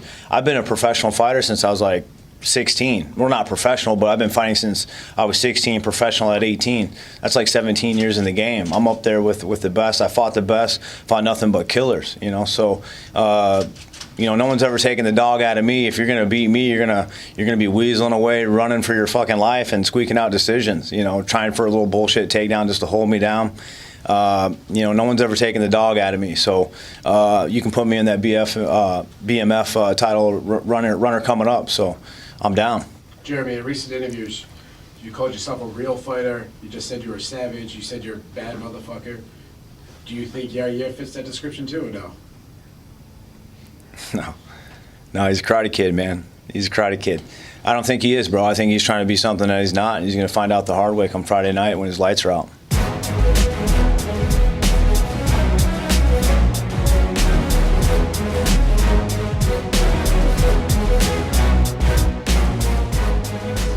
That was a little heathen, always outspoken, always, you know, maybe not exactly PG at all times. Maybe not, maybe a little bit R-rated, but that's Jeremy Stephens. And then after that, Yair Rodriguez came in as well, and we got to talk to him about just kind of everything that has happened and what we're expecting to see on Friday. All right, so after we talked to you yesterday at the open workouts, after you told us that you were trying to, you know, push the anger to the side and just relax, we talked to Jeremy, kind of on the opposite side of that spectrum. He's still very fired up. you think it'll be difficult at all for you to keep those emotions under wraps when you step in there with him? I don't think so. No. I think we all deal with that. We all have things to deal with in our minds, and I have my own battles to deal with. I'm not dealing with them, with his issues as well. So I'm just, doing the best that I can with what I have, and that's it. He said that if he doesn't kill you, it's not a win. What do you think about those comments?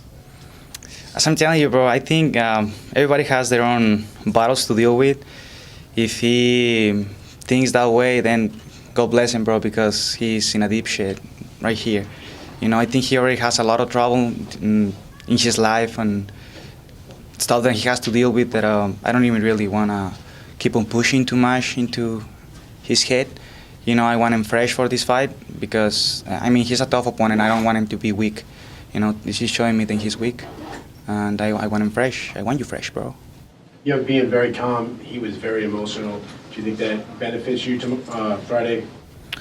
I think so. You gotta go into a fight completely focused, thinking on what your goal is, and not focusing on the other guy. I'm only fighting me. My only opponent up there in the cage is me. I have to win every second of the fight against me, not against him. He was saying that he's a badass motherfucker and he doesn't think you are. Do you think he just has the complete wrong idea of you as a person and what you bring to the cage?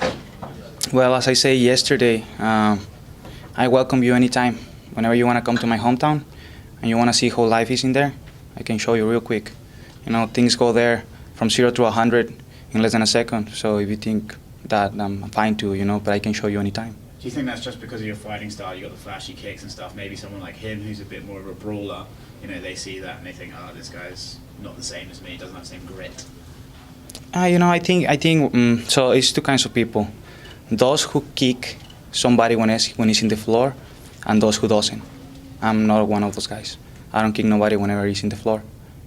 So if he likes to do that, I'm fine. We're fighters. We're fighting anyways, and in my career as a martial artist, something that I have learned is that, we're competitors. He can think he's a killer or he can think whatever he wants. We're just competing.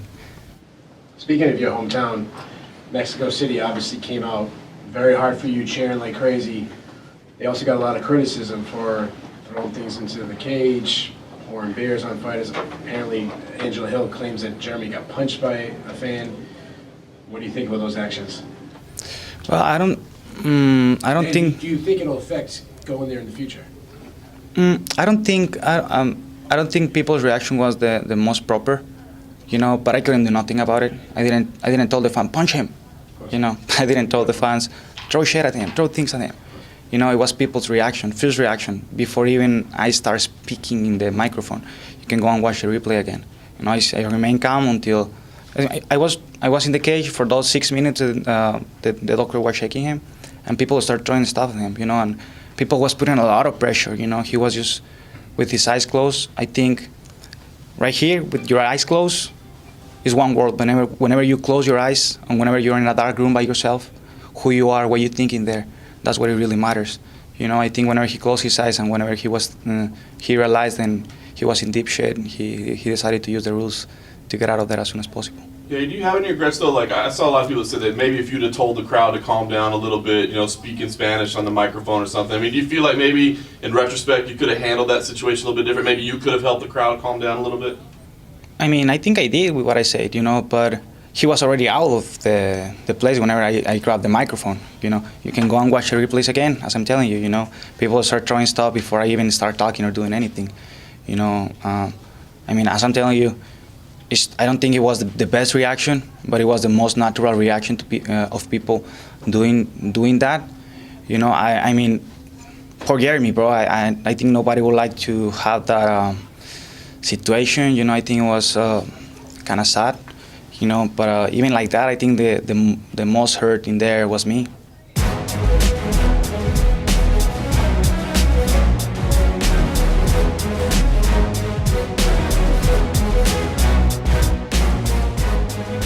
All right, so that is your co-main event. Yair Rodriguez, Jeremy Stephens. Should be fireworks. And speaking of fireworks, Simon Samano. He's been dropping news from the Baño.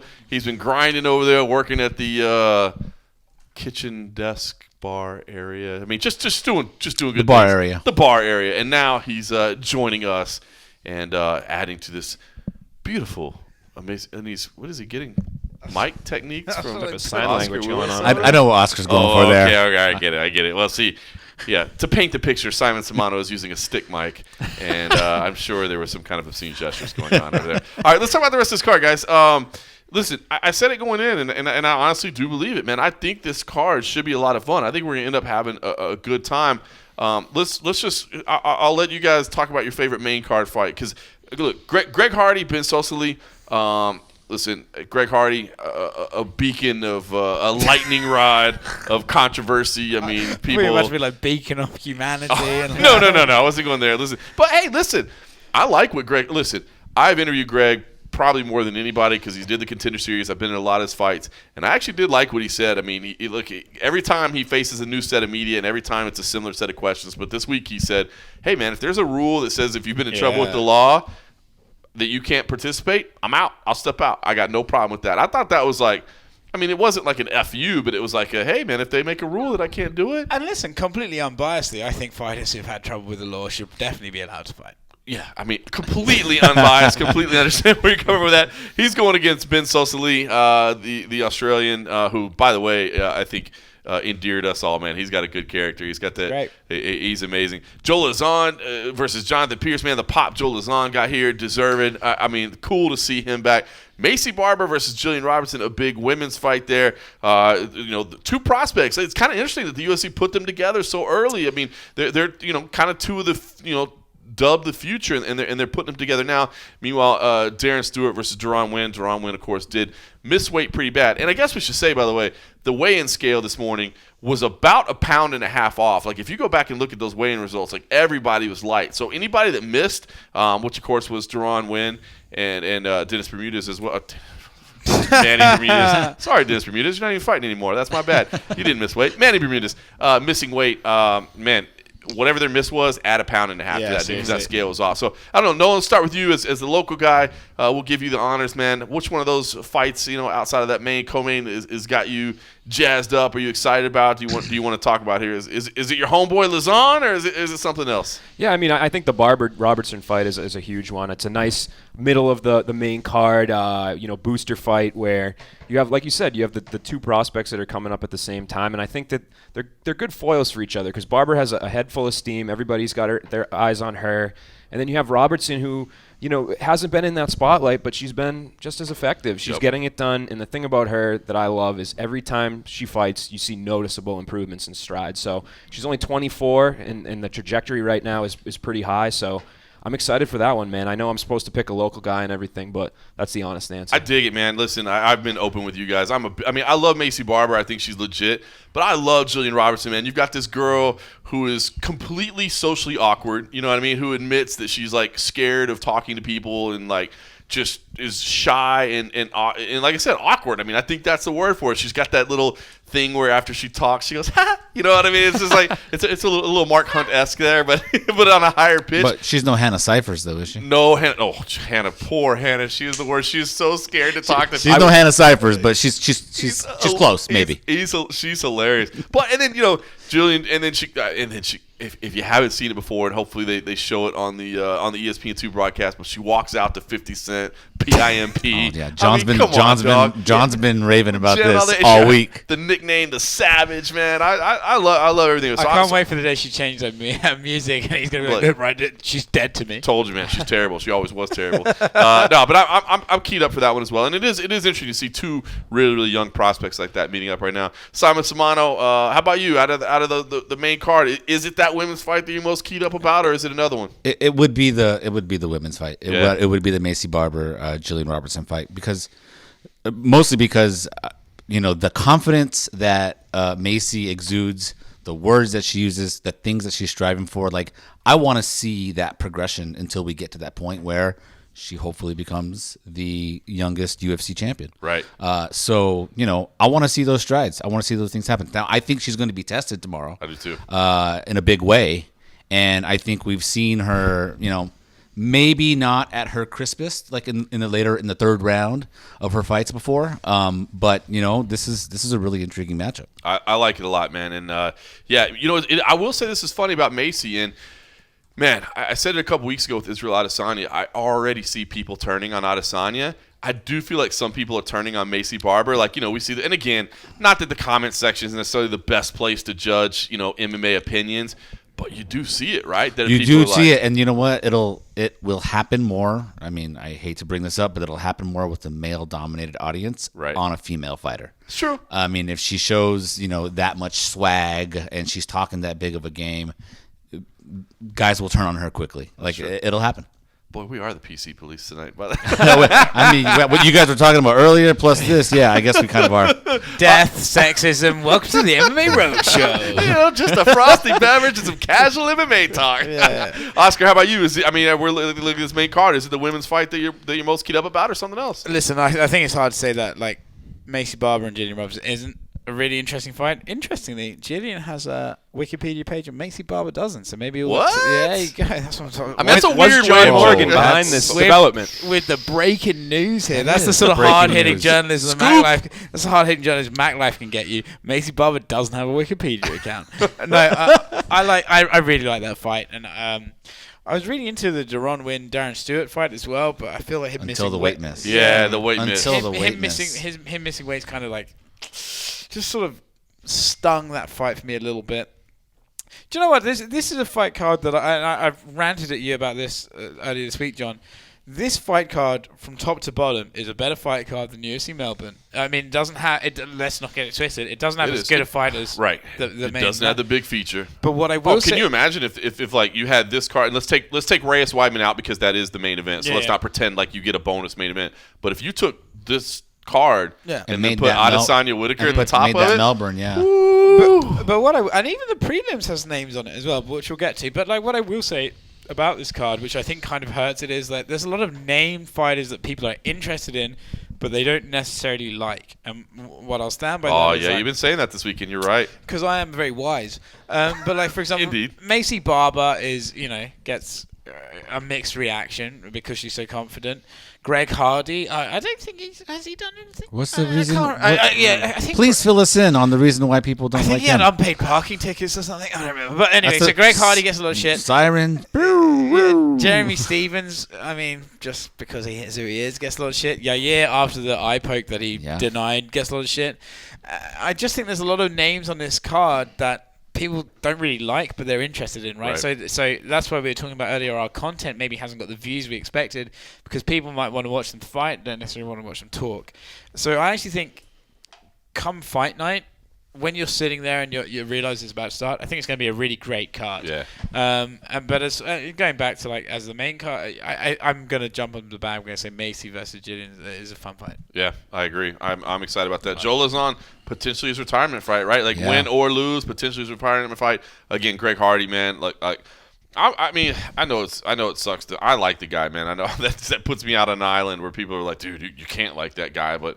I don't know, man. I mean, I know his past is awful, but as far as a fighter, I think he's dangerous, and I do feel like he's trying to do the right things. I was keyed up about Deron Wynn as well. Darren Stewart with the subtle shade today, right? Deron Wynn is so short. Like he didn't. So short. It was a complete. It was calling him out. If you go watch the face-offs, and Simon, you said it right, man. Like if you go watch the face-offs, like Deron Wynn kind of walks up to Darren Stewart, and full Darren head above him. He's a full head above him, and Darren like never even bothers to look down, just continues to look forward. And Simon said it right, man. Had he kind of put the hand up to the eyes, like where searching. I was expecting it. It didn't happen, but I was waiting for it. But I think Deron kind of played himself because, like, okay, not to like shit on the guy. He obviously was like almost trying to get on his tiptoes to like get into his eye line, but he didn't want to go full tiptoes to it. But it was like sometimes just like, oh, this guy's really short. We always see fighters that try to see their opponent's eyes when they're not looking at them at the square off. Try to get.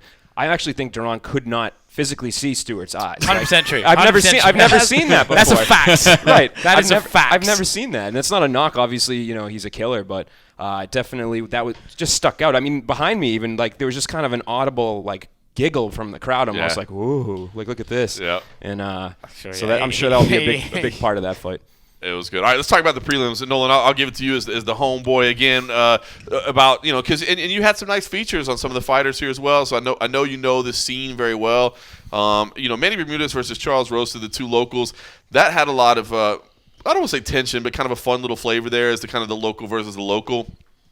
Although Manny Bermudez had the nice little trash talk about, why is he Boston strong? Like he's down in Florida at ATT. But then, of course, Manny misses weight, and I think that was a little odd. And you had a little nugget about that. Maybe you want to share that. And so I don't know if you could share that nugget or not about that weight miss there and some things you heard behind the scenes. But listen, some other local names on there as well. Man, I mean, there's a lot to pick from here, but.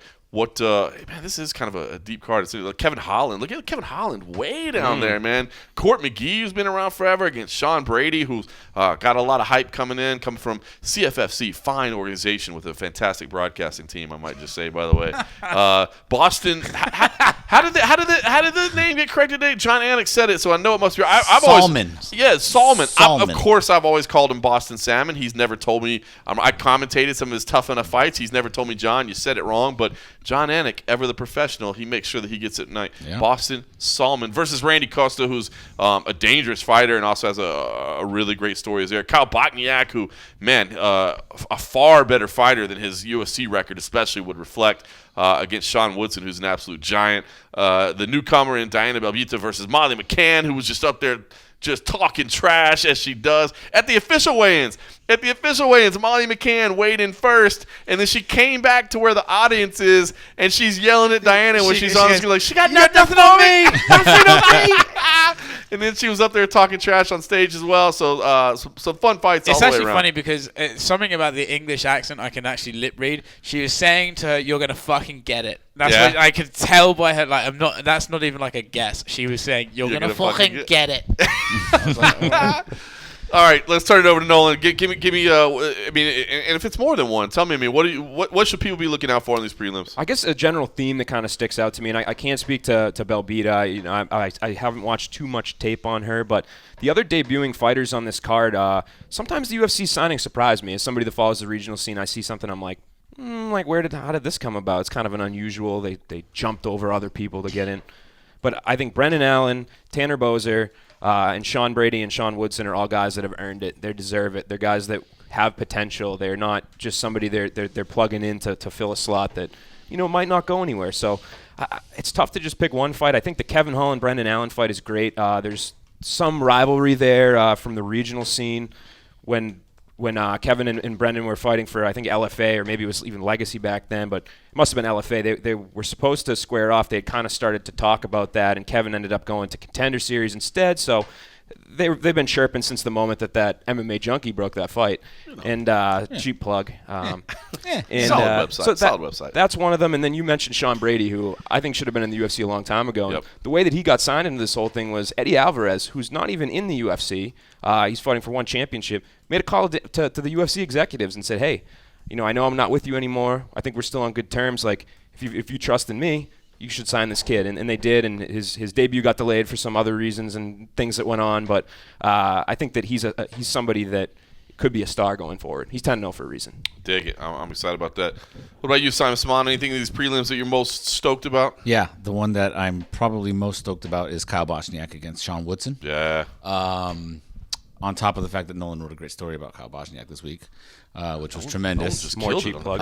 Keep it up, Oscar. Just be brainstorming something nice to say about me. I've got one. Go. I'm super intrigued by Sean Woodson. He looks like a guy that should be run over, but he really does. I mean, he does look like a really. You meant in the terms of fight, not literally with a car. Not run over by a car. I got confused. I was like, definitely shouldn't be run over by a car. Proper 12 by his sir. opponent. I was like, Jesus, that's really 12. aggressive. But man, that Contender Series fight was really impressive. Yep. That knockout was impressive. Yep. And the way that fight carried out, I'm like, oh, who is this guy? And I believe Nolan had mentioned a little bit about him before. And so, yeah, that's the one that I'm looking forward to, Sean Woodson. I think he can maybe really assert himself as somebody to watch, tomorrow night. Yep, I dig it. Oscar, did you have your compliment ready for Nolan about how he killed it on the? Yeah, I did. Give it to me. Nolan, realistically, I just wanted to say that you are a very gentle but thorough lover, and I really appreciate that. Yeah, that's a little breaking news as to well why. Done, sir. Well done. Yeah, every nook and cranny. It's fantastic. I mean, that's a little breaking news here of why we're hanging out this weekend. It's MMA Junkie and the Mac Life. One doesn't belong. Synergy. Yeah. But you can cut that audio and play that to all the women you encounter. That's fine. As far as prelims cards, I mean, I don't know why I'd pick her, but Molly McCann gets my interest. I mean, she's English. Yeah. Why could it possibly Is she English? Is she? I didn't know that. No, listen, she's feisty. She's fun. She wouldn't be the most technical of people, I think it's fair to say, but, she comes to fight, and I enjoy it. I'm actually big on Kevin Holland, man. I find him very entertaining. He just cracks me up. The official weigh-ins, he was funny. The ceremonial weigh-ins, he was funny. Like, every engagement. He wasn't part of the media plans this week, but he still found a way to be engaging. I just find his... and he's so when I train, they tell me to shut up. When I walk around, people tell me to shut up. Like, he just won't stop talking. And I found it very funny at the ceremonials. Like, he just wouldn't stop jawing. And Dana's like, okay, you can go. And he's still there, just I enjoy it. So I always keep an eye on Kevin Holland. And I actually think, he could have got a higher ranked fight than this. I think Kevin Holland could have, if they felt like it, they could have given him a rocket booster treatment, Right. Probably better that they don't, because you need these guys to build slowly sometimes. You want your rockets, and then you want your guys to follow up. So, but he's one of those guys I think he could get a lot of attention very quickly if they promoted him a certain way. So I am very interested in that fight. But for me, listen, I don't know much about Diana. I can't pronounce her last name, but I like Molly. She's fun. Molly entertains me. She's fun. I don't think she's going to be a world champion one day. But she's fun to watch. Not everybody can be. That's it. Right. But you know what? Fun to watch. Do you know what? I don't really imagine her ever showing up and not just fucking fighting her. Just fighting her heart out. So I dig it. Maybe she should create a BMF female belt or something. There you go. I'm just saying. She can do it. Create her own belt. Scrappy. Female. Cross F could be for female. Cross out the M and turn it upside down so it's a W for women. Oh, look at that. but then you'd be a bad woman fucker. No, it wouldn't be bad. Hey, I want to circle. Can I circle back to one thing, Jeff? Yes, absolutely. With regard to Greg Hardy, what do you think? What will we find out tomorrow in his development when they match him up against someone like? Nothing, and that's the only thing that I'm a little bit frustrated about is because I don't feel like we necessarily understand who we have yet. Juan Adams seemed like the fight we were gonna go up to somebody instead of some guy making his debut. And I'm not trying to say Ben Sosoli I'm not trying to downplay his skills. Maybe Ben Sosoli is a future champion, but we've seen his moments. He's not just an established commodity where we know exactly what we're getting. So that does frustrate me a little bit with Greg Hardy. But I also understand it. I mean, look, Greg Hardy, love him or hate him, gets clicks. He gets views. I mean, ESPN obviously wants him on there. I mean, clearly they want him on the main card. It's not an accident that he continues to be on the ESPN main cards, right? So I mean, he does draw eyeballs in for that. But I understand why they're slow rolling him a little bit. I mean, to be honest, it's smart matchmaking. I mean, this is a guy. This is the Scott Coker way of doing things, right? You know what I mean? You're kind of right. We'll bring you through, and I think Mick Maynard is the heavyweight matchmaker. He's doing a good job of hey, let's navigate him through these waters without now. Eventually, you get to a point where you because this is his fourth fight. Yeah, eventually it's sink or swim. Eventually it's sink or swim, and he's probably right about there. I mean, especially if this is something impressive. I don't think you can continue to give him newcomers or retreads, that you haven't seen in a while. So that is the one thing. I am a little bit frustrated about this. I expect Greg Hardy to win this fight. Do I think that he could lose? Absolutely, because he's still raw. But the thing is, if he wins, I don't feel like I'd necessarily learn anything, as you asked. Assuming he wins tomorrow, I think we all think he will. Is there somebody in that 10 to 15 ranking or just outside the top 15 that you think would be a suitable opponent for his fifth UFC fight? I mean, hey, listen, I'll give all credit because I think Oscar's been the one throwing it out this week that he'd like to see the Tai Tuivasa fight. Let's do it. Tai Tuivasa is a that would be the one. That makes a lot of sense. I think that would be a fun fight. I mean, there's name value. There's name value. Ties into place now where he can't be calling any shots. Right. You know, he's got to take whatever they give him. So, to be honest with you, I shout out to Oscar Willis, man. I think that's a great fight to make next. From what I heard, Ty's management really wanted Greg in Melbourne. That's what I heard. Like, they were really interested in that fight, and to me, it makes all the sense in the world. They both have name value. I mean, listen, was the UFC nervous about making it happen? I don't know why they didn't make it happen. If I was going to put a guess on it, I would imagine, they really want to give Greg the slow burn. Do you know what I mean? Like, they really... He's still learning on the job. Yeah. They just don't want him to learn on the job in Bellator. And like, on paper, Ty has the experience and the fight experience. I mean, Ty was beating Junior Dos Santos. Do you know what I mean? Right. So on paper, you'd be like, well, fuck, we're not putting our young learning guy up against him. But now, listen, I love Ty. I'm a big Ty guy. I think he's so funny. I think he's great to cover. But you can't say that he's looked good in any of his last fights, nor has he looked, and this is perhaps even more damning, he hasn't looked like he's improved. He's looked like that's the thing. He looks like he's taking steps back. He's declining, and I think that's like, so if I was the UFC, maybe I'd have been hesitant to book them before Melbourne. Yeah. After that, fuck, man. I feel like if you put anyone against Greg Hardy, it's like, hey, shit, for the first 2 minutes and a half, he might kill anybody. Right. The other names like Shamil Abdurakhimov. I mean, but does that excite me? No. Like a Tai Tuivasa fight excites me. If Blagoy Ivanov, if Blagoy loses to Derek Lewis, I mean, maybe even if he beats Derek Lewis, maybe you could put him against Blagoy Ivanov, because Blagoy, I think, is a guy that he will grind you. Yeah, he's got some skins on the wall, and he will grind you. But as far as like speed, like you said, that first 2.5 minutes or something, like, it's going to be a scary proposition. Would somebody and I have no idea what the contract situation, but like a Justin Willis? Oh, dude, he's gone. But Justin Willis is gone. I'm saying if they wanted to get him back, if they're going to bring him back, they got to put him against Ty. I know, that's what I was saying. I guess that's the fight that does have to happen. Yeah, that's true. For the sake of that conversation, it seems like he's definitely out at this point. He went to the UFC headquarters to meet with them on his own, drove over there, and didn't seem like things even were able to get settled. Even remotely close. Yeah, maybe she's so... Okay, never mind. All right, well, listen. I said it was an interesting week. There's a couple different things I want to talk about. Hopefully, we did a nice job of previewing this card. I think it's going to be fun. Make sure and watch UFC Boston. WWE, which is one reason you're here, Simon Samano. You're a wrestling fan. You're attend a show every now and then. I had never been to a WWE press conference before. That's right. I don't think they do many press conferences. That's probably why I hadn't been to one.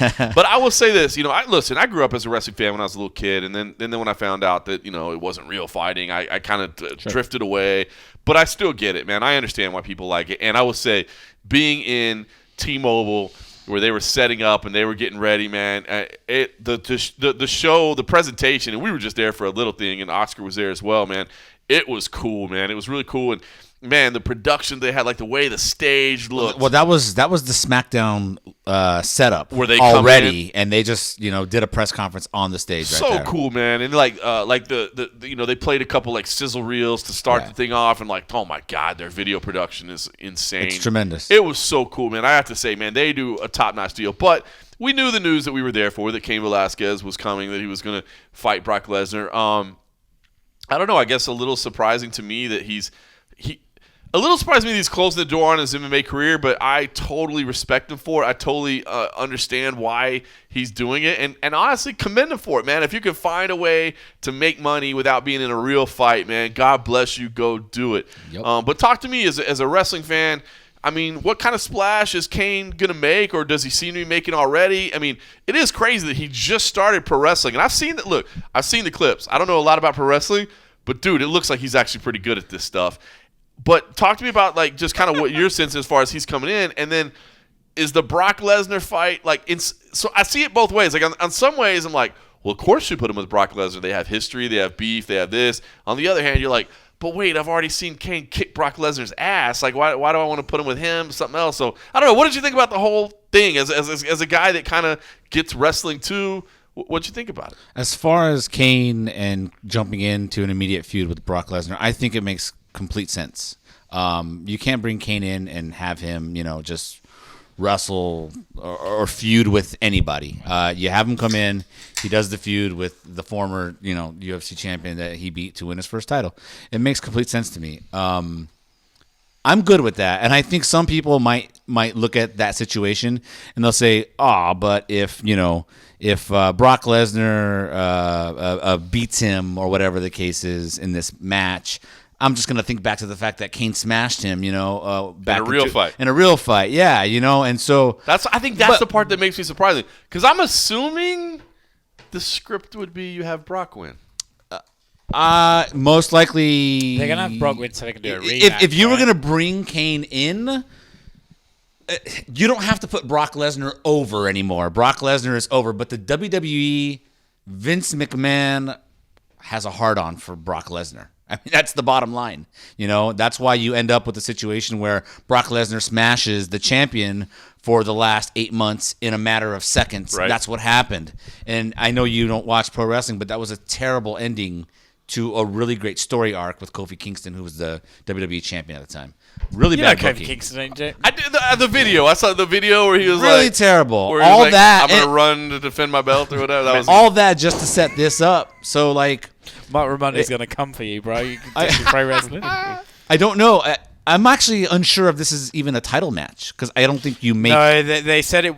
Is it a title match? They didn't announce it, but on WWE.com, the most reputable of.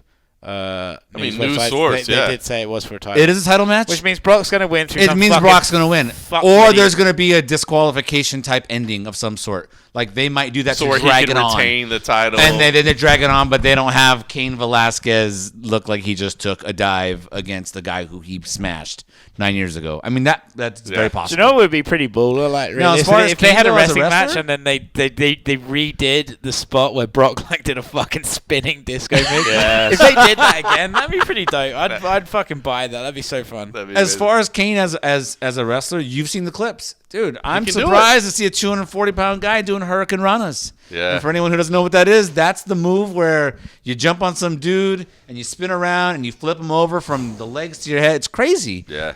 But we know that. We know Kane's athleticism is crazy. So it's good overall. I'm intrigued. I'll watch Crown Jewel in a couple weeks because I'm really intrigued by it. That's cool, man. I don't know. I'm happy for Kane. And I'm happy for Kane. I am too, man. His body just has not allowed him to fight. Dude, when he was down in Mexico as a guest fighter, I've never seen him more relaxed and happy. And it was funny because at the time, and now it totally makes sense because if you remember that interview, if you happen to see it on MMA Junkie or listen to it, I asked him multiple times, hey, would you be okay with not fighting anymore? Because it seems like you're pretty good at and this. He seemed content. Yeah, he did, man. And it was funny because he didn't want to. He kind of answered it in a weird way, and now I get it because he knew this announcement was coming. I mean, it's not like this all came together in 2 weeks' time. He knew, so he didn't want to announce it. But I'm happy with it, man. I'm happy for him as well. Super happy. It always surprises me that people get almost angry about this. I see in the comments and stuff jeez. And I do not understand. You have that. one of the most a great sportsman in this sport who had some bad luck, let's face it. Might have been the greatest heavyweight of all time. There's that possibility. Yep. You can have that conversation. Definitely can. And, for him to go out there, and clearly this is a venture he wanted to pursue, something where he can make money. He could still utilize his gifts as an athlete and as a big dude who can, like you said, I don't know what you just said, but whatever. Hurricane Rana. Jeez, the low-key shade there from Nolan King. I like it. Subtle shade. But anyways, a little bit of shade here and there. But yeah, man, I mean, you could just tell he's genuinely happy. The interviews, everything. I will say, though, as far as Kane with this whole WWE thing, we've never known Kane to be a talker and to be a really successful wrestler. Pro wrestler, you have to have mic skills. So let me ask you a question. All right, let me get it. You have to have mic skills. Well, all right. Well, John and I were at his debut press conference, and listen, I like Kane. Kane's cool, but I don't know if when he was doing a speech about how Brock Lesnar had wronged Rey Mysterio, if he was forgetting his lines. There was a lot of pause in between his message. Like, I literally was like, when he was taking pause, I was like, did he get told like slow down, take dramatic pauses, or did he forget his lines, or is he just shitting his fucking bricks? Isn't that the thing like Brock's not a great talker, so they have Paul Heyman talk for him, right? Brock's a great talker. I'm gonna lay on top of my wife tonight. That was a fantastic promo. That's why they line him up with Rey Mysterio, because even if you watched, which you didn't, I know you didn't. Even if you watched SmackDown that night, which was in Vegas when he showed up for the first, not for the first time, the second time, right. And they brought him out. It was with Rey Mysterio, and he had just like one line basically, and it was in Spanish, and then Rey Mysterio translated it for Brock Lesnar. He said that he's gonna give him another scar on the other side of his face. Because Brock mentioned in the press conference, every time I see this which was scar. Brock doing. That wasn't on the teleprompter. Brock came like. Well, hold on. It was Brock's own doing, or they told him to say that. I think it was a good line. I will say, like, even though I know it was scripted, or I don't know if it was scripted. I mean, it was a WWE press conference. But when he said that, when he's like, every day I look in the mirror and I see the scar, I was like... that came up in some... That probably came up in some writers' talks. We're like, hey, Brock, let's make sure we mention this. Or it might have been Paul Heyman's... You're giving Brock such a disservice. This is the same guy who got in the ring and went, Steve Pokick is a piece of shit. I mean, this guy's a genius. Okay, listen, we have besmirched these airwaves long enough. WWE talk. All right, listen, I said it was an interesting week. That was our morning. The evening for myself and Oscar as well was at the PFL, and it was a fantastic night of fights, both in and out of the cage. I did want to talk about this just briefly. Look, Ali Abdelaziz, who literally last week was on. I played the interview on this program where he said, "I'm turning over a new leaf. I don't hate anybody. I don't hate anybody. I got to get out of this drama. I got to get out of this." Listen, I don't know what to say, man. I have the soft spot for Ali Abdelaziz, and I understand the controversy and the things that he's been accused of, from terrorism to whatever else, and I don't necessarily know where all the facts lie. To being a rodent? Yeah, exactly. And I don't necessarily know where all the facts lie sometimes. But, I mean, he is a powerful figure in this industry, no question about it. He represents a big client list, and obviously we deal with him so that we can, have access to his clients. I will say, man, the fact that he walked up and punched Abe Kawa, by all accounts, pretty much completely unprovoked. And I guess I say completely unprovoked. We should say this was police witnessed it. Police witnessed this is what the police witnessed. So did I. I want to make sure that we're covering our bases here. And Oscar witnessed it. Oscar witnessed it. All right, well, that's good. Directly at this point. Now, listen, they have gone back and forth online. They have taken shots in the media. They have taken shots in social media.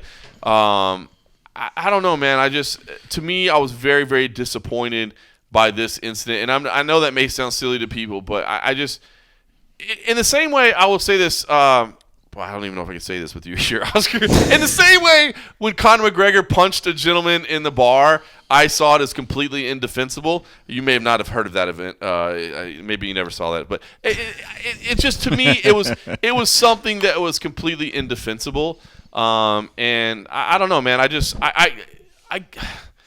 don't want to see things continue to develop this route, man. In the same way we're talking about, let's not talk about death. And, dude, I get it, man. There's always going to be rivalries, man. There's always, dude, you're talking about two of the highest powered managers in the game, firms in the game, and I get it, man. There's gonna be some hate. Some of it is gonna be professional rivalry because they all, are competing for dollars and they're competing for attention. Some of it, I'm sure, is very personal. You know what I mean? And listen, there is talks behind the scenes of people trying to poach people's clients, and I guess, I mean, there is many levels to this thing, and it's going to play out over the coming weeks and months, man. I don't think we have seen the end of this by far. I mean, I think Malky Kawa has made it clear that he's going scorched earth on this.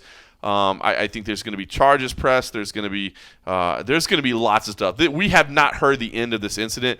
I just want to say. I hated that it happened. There is no excuse to walk up to another man and slap him in the face or punch him in the face.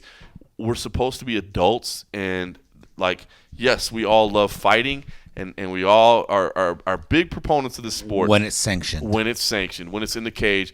there's just not an excuse to walk up to another man and punch him in the face unprovoked. And I get it. When I say unprovoked, I understand there's all the backstory. Yeah, I can't wait to see your fucking DMs after this segment. Jesus Christ. fantastic. It's going to be fantastic. And to me, I think some people might write it off as not being a big jump between the verbal stuff, the professional stuff, and the physical stuff. You know, somebody talk shit about me, I'm going to show them. I'm going to go up and put my money where my mouth is. But I think that's a huge jump. I thought the same thing with Conor and Khabib. Like, you can talk all you want. You can say things. It's awful, tweets, whatever. We can talk about you shouldn't have said this or that. It gets raised to a whole other level when you start putting your hands on people. Well, listen, like you just said, John, there's so many levels and layers to this that I mean, even like I've been in this industry and I'm pretty ingrained in it now, but I know certain levels. John knows even more levels than that, and he's been in this. Humble brag. There you go. But I mean, like, what I'm saying is, like, there's levels that I know, there's levels that John knows, there's probably levels that even John doesn't know. Right. There's so many, like, intricate, detailed levels to this that we don't understand. And at the crux of it, like, really, I mean, it sounds like a stupid thing to say, but we're adults. Do you know what I mean? Like, I know. I understand that MMA attracts macho shit. I get it. And because obviously, I mean, you see me, I'm a specimen of a man. Of course. You know, of but course. MMA attracts macho bullshit. It attracts ego. And if you're in management, double down on those two things. You're a macho guy because you deal with fighters all the time, and you have an ego because you're trying to get success. So, like John just said, collisions are inevitable. They are like, I don't think there's any MMA manager who's like, I really like that other MMA manager. Right. I think they all pretty much competitive. I think they all hate. competitive. They all hate each other or dislike each other, or like you say, have competitive. But there is, as Nolan just said, there's a huge jump between like fuck that guy and physically walking up to them and being, hey, smack. I mean, and in an incredibly public setting. Yeah, that's the crazy part. Like, on the floor of an arena. Like, we reported it as backstage. That's because I didn't understand exactly where everything was. It wasn't even backstage. It was literally on the floor of the arena of Mandalay Bay Event Center. It was about 20 feet away from the cage. I mean, realistically. And this is where we, and that's where the ego comes in. And like, yeah, you have to be very careful here as well. And I know the brand I work for as well, and I know like the links I have to this, so I don't want to just sound like I'm shitting on a guy for no reason. But like, let's be fair, Ali has a lot of allegations against him in regards to like the Colby battery and stuff like that. I don't know. It's at a certain point, like PFL banned him today, but let's be honest, Ray Sefo, he tweeted actually at Abe Cower like, "Oh, you're a fucking bitch for not fighting back." So it's like, did they ban him or did they ban him because they realized the backlash? You know what I mean? Right. If someone, I don't know, it's just complicated because Ali has so many high-profile guys, so many people, and John, you've known him for years, and someone can be a good guy and a shit guy at the same time. It's fucking crazy. The one thing I'll say, like about Ali, just specifically with this situation, and I will give him the benefit of the doubt on one thing as far as what I know of him, is that he's loyal to his guys. 1,000,000%. Ready for this? To a fault. To a fault. That's a fair way to put it, man. To a fault. Dude, his heart is in the right place. It is to a fucking fault. Yep. And that's the only criticism I have, because being loyal is great, but if you're too loyal to where you're acting out in ways that really aren't professional, that reflect bad on you, it reflects bad on your clients, it reflects bad on your sport, your company as a whole, that's the only thing. Yeah. Where it's like, loyalty is great, but you can be loyal to a fault. It's funny because that's a great man. That's well said, because his heart is definitely in the right place, man. He fights for his clients, literally. I mean, he battles for his clients, man. And he'll walk up and punch you. He will walk up and punch. And I wonder too that's the thing. I wonder if part of it too, like, I mean, we see all the social media and stuff like that, where like, I mean, he gets on the mat, like he literally goes and trains, and I wonder if maybe that's part of it. Like, maybe that's not. I mean, it's cool that you're in there, like literally rolling with your guys, but maybe then you don't have that separation of like, hey, we're not. Right, because you represent them. You're not them. Right. You're not your fighters. You represent your fighters. Well, listen, and you should represent them in the most professional way possible. I want to be clear. I'm not defending Ali Abdelaziz, man. I think the guy is fucking pretty shady, and I think like a lot of shit needs to come out about that guy. But what I will say as well, and this isn't about him, this is a general conversation, I don't understand why we even know, like because we're media, sure, but fans shouldn't know MMA managers' names. Managers should not be famous. Managers should be fucking in the background sorting out deals for their clients. Contact. Like, you shouldn't know their names, and it's I think it's an unfortunate trend recently, which I think Ali has perhaps sparked because Conor brought attention to him, and it maybe sparked this new idea of managers being part of the circus that we're in. I don't see a reason why people should know managers' names. What about if they're? And it's funny. Okay, that's all right. Like for this example, this is almost a horrible connection that I'm about to make. For example, I'm here for it. Do you know? Do you know David Beckham's manager's name? Absolutely Cristiano Ronaldo's manager's name. No, okay, but I get that. But do you understand what I'm saying? So listen, I'm about to make a horrible connection, but I'm going to make it anyway. Hit us. We just talked about Brock Lesnar, right? Like, not necessarily the greatest talker of all time. So he's got a Paul Heyman, who everybody says is. And look, I'd never heard Paul Heyman speak until that press conference the other day. Holy shit, he's captivating, dude. He's really captivating. Tremendous. You know what I mean? So for an Ali Abdelaziz or for somebody else to go to bat for their client, because we said, like, look, man, this game is, and, you know, this game is about marketing at this point. It is the quote-unquote entertainment era, right? And if your guy is like, God bless, hey, let's circle it back to the beginning. We're talking about Corey Anderson, right? You know, that's a Malky. I mean, that's an Ali client. He's probably that's a death threat coming your way. Sorry about that. That is an Ali client. You know, like, it's hard for Corey Anderson to market himself if somebody else can help market him. So in that situation, I would say like David Beckham does not need help marketing himself. Have you heard him? He sounds like a fucking idiot. To Oscar's point, there was a beautiful man. I say that back, David. I'm so sorry. To Oscar's point, there was a time when Drew Rosenhaus was making headlines. Are we all familiar with who Drew Rosenhaus is? Football agent, right? Football agent. No, all sports, right? A lot of sports. Baseball, too? Or just maybe football? baseball, but it's mainly football. Pretty sure. Boris was baseball. So Boris is a baseball. Yeah. I think Rosenhaus mainly football. But you know, there's only a couple of those names that you really knew, and especially with like Rosenhaus, if I'm not mistaken, he was Terrell Owens' agent. Okay. And so he would go to bat for Terrell Owens a lot, and Rosenhaus would be like in the headlines, but really only in those like extreme circumstances when he's dealing with a client who is controversial. And so far as I can tell with Ali's clients, like, you know, Khabib is not a trash talker, not controversial. Kamaru Usman, not a trash talker, not controversial. Henry Cejudo is whatever. Khabib doesn't mind talking a bit of shit, man. Khabib talks a bit of shit. No, but Only he's about not. Conor. But he's not like It's very fair enough, responsive. Yeah, it's responsive. He's not out there trying to make headlines like a Colby Covington, for instance. Okay, yeah, you know? okay, but he's not trying to do that sort of thing. So it's like, you know, who's on Ali's roster where it's like I have to make sure I defend this guy's character all the time. Really, he doesn't have that. So it's like, where does this all come from? But realistically, again, like, you know, you're saying, oh, could he be a Paul Heyman figure? Listen, the Cowboys have Greg Hardy. Like, if anyone needs to like be told, hey, you shut up and we'll do the talking for you, Greg Hardy's background is enough to be like, you don't get to speak for like 6 fights. Right. They never speak for Greg. Greg does his talking, and Greg's really good at it. I said to you this week, I was like, dude, if he didn't have that, I would say regardless of how you feel about Greg Hardy, which is I think is legit, he has handled this well. Right? You're right, and they've let him. 100%. They've let him, and also like. And again, and MMA is in this really weird spot, and it's getting increasingly weirder, especially with this fucking BMF title, which I don't even hate, and Cejudo and stuff like that. We're getting really in a weird spot where it's like, are we a sport or are we entertainment? Do you know what I mean? If we're sport, managers don't get to talk for you. It's on you to be interesting. You know, there's loads of soccer, but like most soccer players are boring fucking idiots. Well, and if you're the manager, just advise your clients behind the scenes. Yeah, like, don't be out in front of them. Give them a couple of lines, you know. And we're in a sport where like Masvidal shows up, and Jesus Christ, the guy's got charisma oozing off him, you know. But I don't think it's a manager's responsibility to talk for their clients, and that's why I don't like the fact that we even know the manager's name. So should we be interviewing managers? Like, I mean, I don't think no? so. I don't think. I mean, so. because I mean, it's.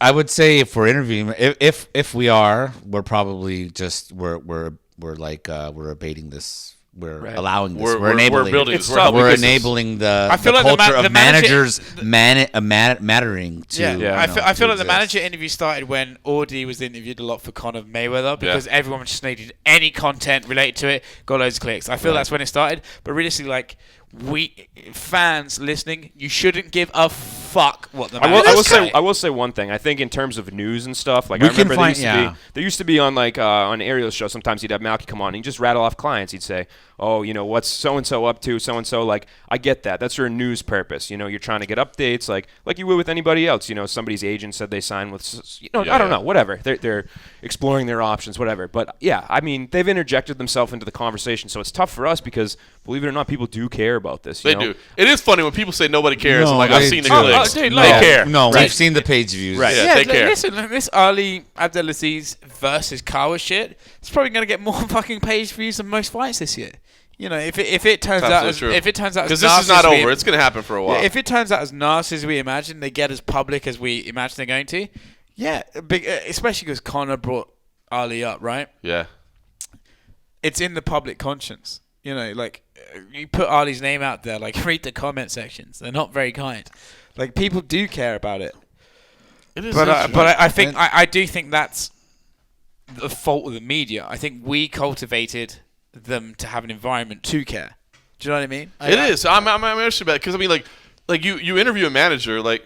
I mean, what are they going to say? Of course, they're going to say like what's in the best interest of their client. That's everything they're going to say. But in the same token, I mean, right. Dana White's always going to say what's in the best interest of the UFC. Scott Coker's always going to say what's in the best interest of Bellator. But he's not. But like in that regard, though, if you bring up Dana, he's not always going to say what's in the best interest of a particular fighter. He will shit all over a fighter. You know what I mean? Yes, he will. Depending on who it is. Yeah. Whereas a manager's never going to shit all over his fighter. Well, also Dana is like, yes, he will say whatever's in, but at this, like it or not, people, Dana's an authority figure. So if an authority figure tells you something, even if you deep down know, it's not. You have to take it as gospel because an authority figure is telling you this is what's happening. No, you're right. If you can't take the word of the UFC president, then and I don't think he's lied before. I think he's been pretty true to his word most times. So. It is funny because sometimes, like, you know, at the conclusion of about, like, we'll ask Dana, hey, what'd you think about the main event? Like, sometimes I kind of wonder, like, why do we care what he thought about the main event? Well, no, but he'll tell you when it sucks. Well, yeah, it's true, and it's because he'll tell you when it sucks. And it's because, as you said, like, he's a trusted authority figure. You know what I mean? Like, he is. So it's like, you know, well, I compare this to, you know, this fight, or I compare this rise to that rise. But it is kind of funny when you're like, hey, boss, what did you think about the fight? And again, that circles back to people, again, are interested what Dana has to say. You know, his opinion matters. That is true. You know, for me and you, it might have a certain weight, but for other people, it has more. So it's kind of a tough place for us. Because Dana's in a weird one because he will actually shit on it. He doesn't like it. You know Sure, what I mean? yeah. So he's never going to just... Oh, yeah, I mean, absolutely. he blows smoke. John and I have spoken about this. Like, John's been in this game longer than anyone. You know, he's learned to speak Dana-ese. You know, like, he knows Dana. Dana-ese. I love it. He can translate. Why are we not just calling it Danish? Oh, well done, sir. I wouldn't have been mad if you dropped that mic. I like it. Because I think it's already been taken. I don't know. A country might be mad about it. But, like, you know, like, you've said to me, like, you've been around long, like, you understand what he's saying. And yeah, so, but you have to take Dana at face value because he's an authority figure. And, like, listen, the hardcore people who are listening to this podcast, you should know, like, when Dana says something, you should be able to read, like, between the lines. This is what this is what it means, or this is fucking. Well, there's it's interesting because, like, we're getting off on a tangent, but when you talk about Dana and how you sort of, you know, attribute the news that comes from Dana's mouth, you know, I kind of make a point for us on our site.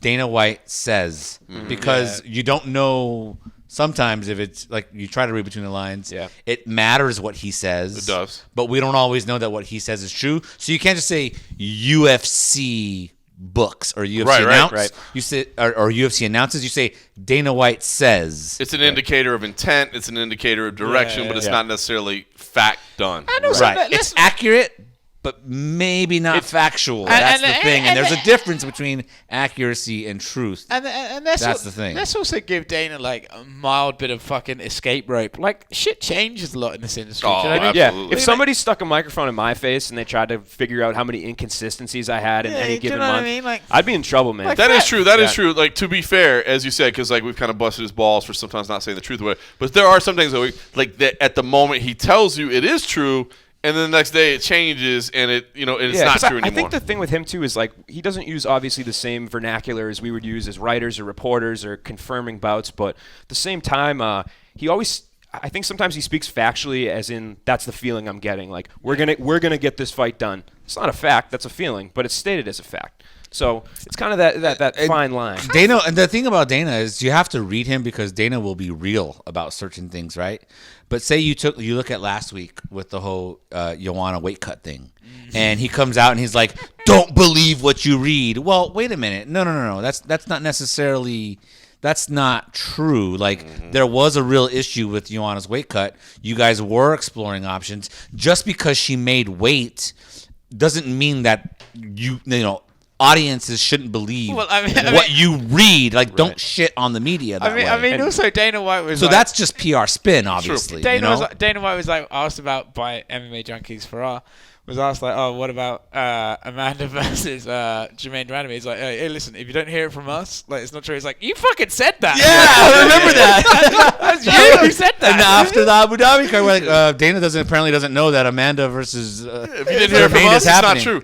Oh, but I heard it from you. Oh, well, then it's true. You fucking said that. In that regard, he's probably got like 30 or 40. Listen, the guy's busy. I know he does. He's busy, and now he's going to start boxing formation. All right, well, speaking of busy. Anyway, yeah, dude. There are beverages to be drank here. We have been fucking talking for way too long. topic. That was either a really solid, tangent discussion off topic, or we just bored the shit out of everybody and they tuned out and they've closed it long ago. Sorry. This is Boston, man. This Well, is a but winning we edition. we want peace in MMA. That's it. Peace and Somehow we violence? want no death. Somehow we want no death. We want peace in this sport that revolves around Yes, we fighting just want and violence. love. All Be we like, want. Be like Greg Hardy. Find peace in the violence. Yes. Oh, well done, sir. Well done. Way to Namaste. close it all home. UFC Boston. Beverages to be drank. Friday night card. We'll all be there. We'll all cover it. MMA Junkie will have amazing coverage. The Mac Life will have amazing coverage as well. Yeah, boy. In the meantime, thanks for listening.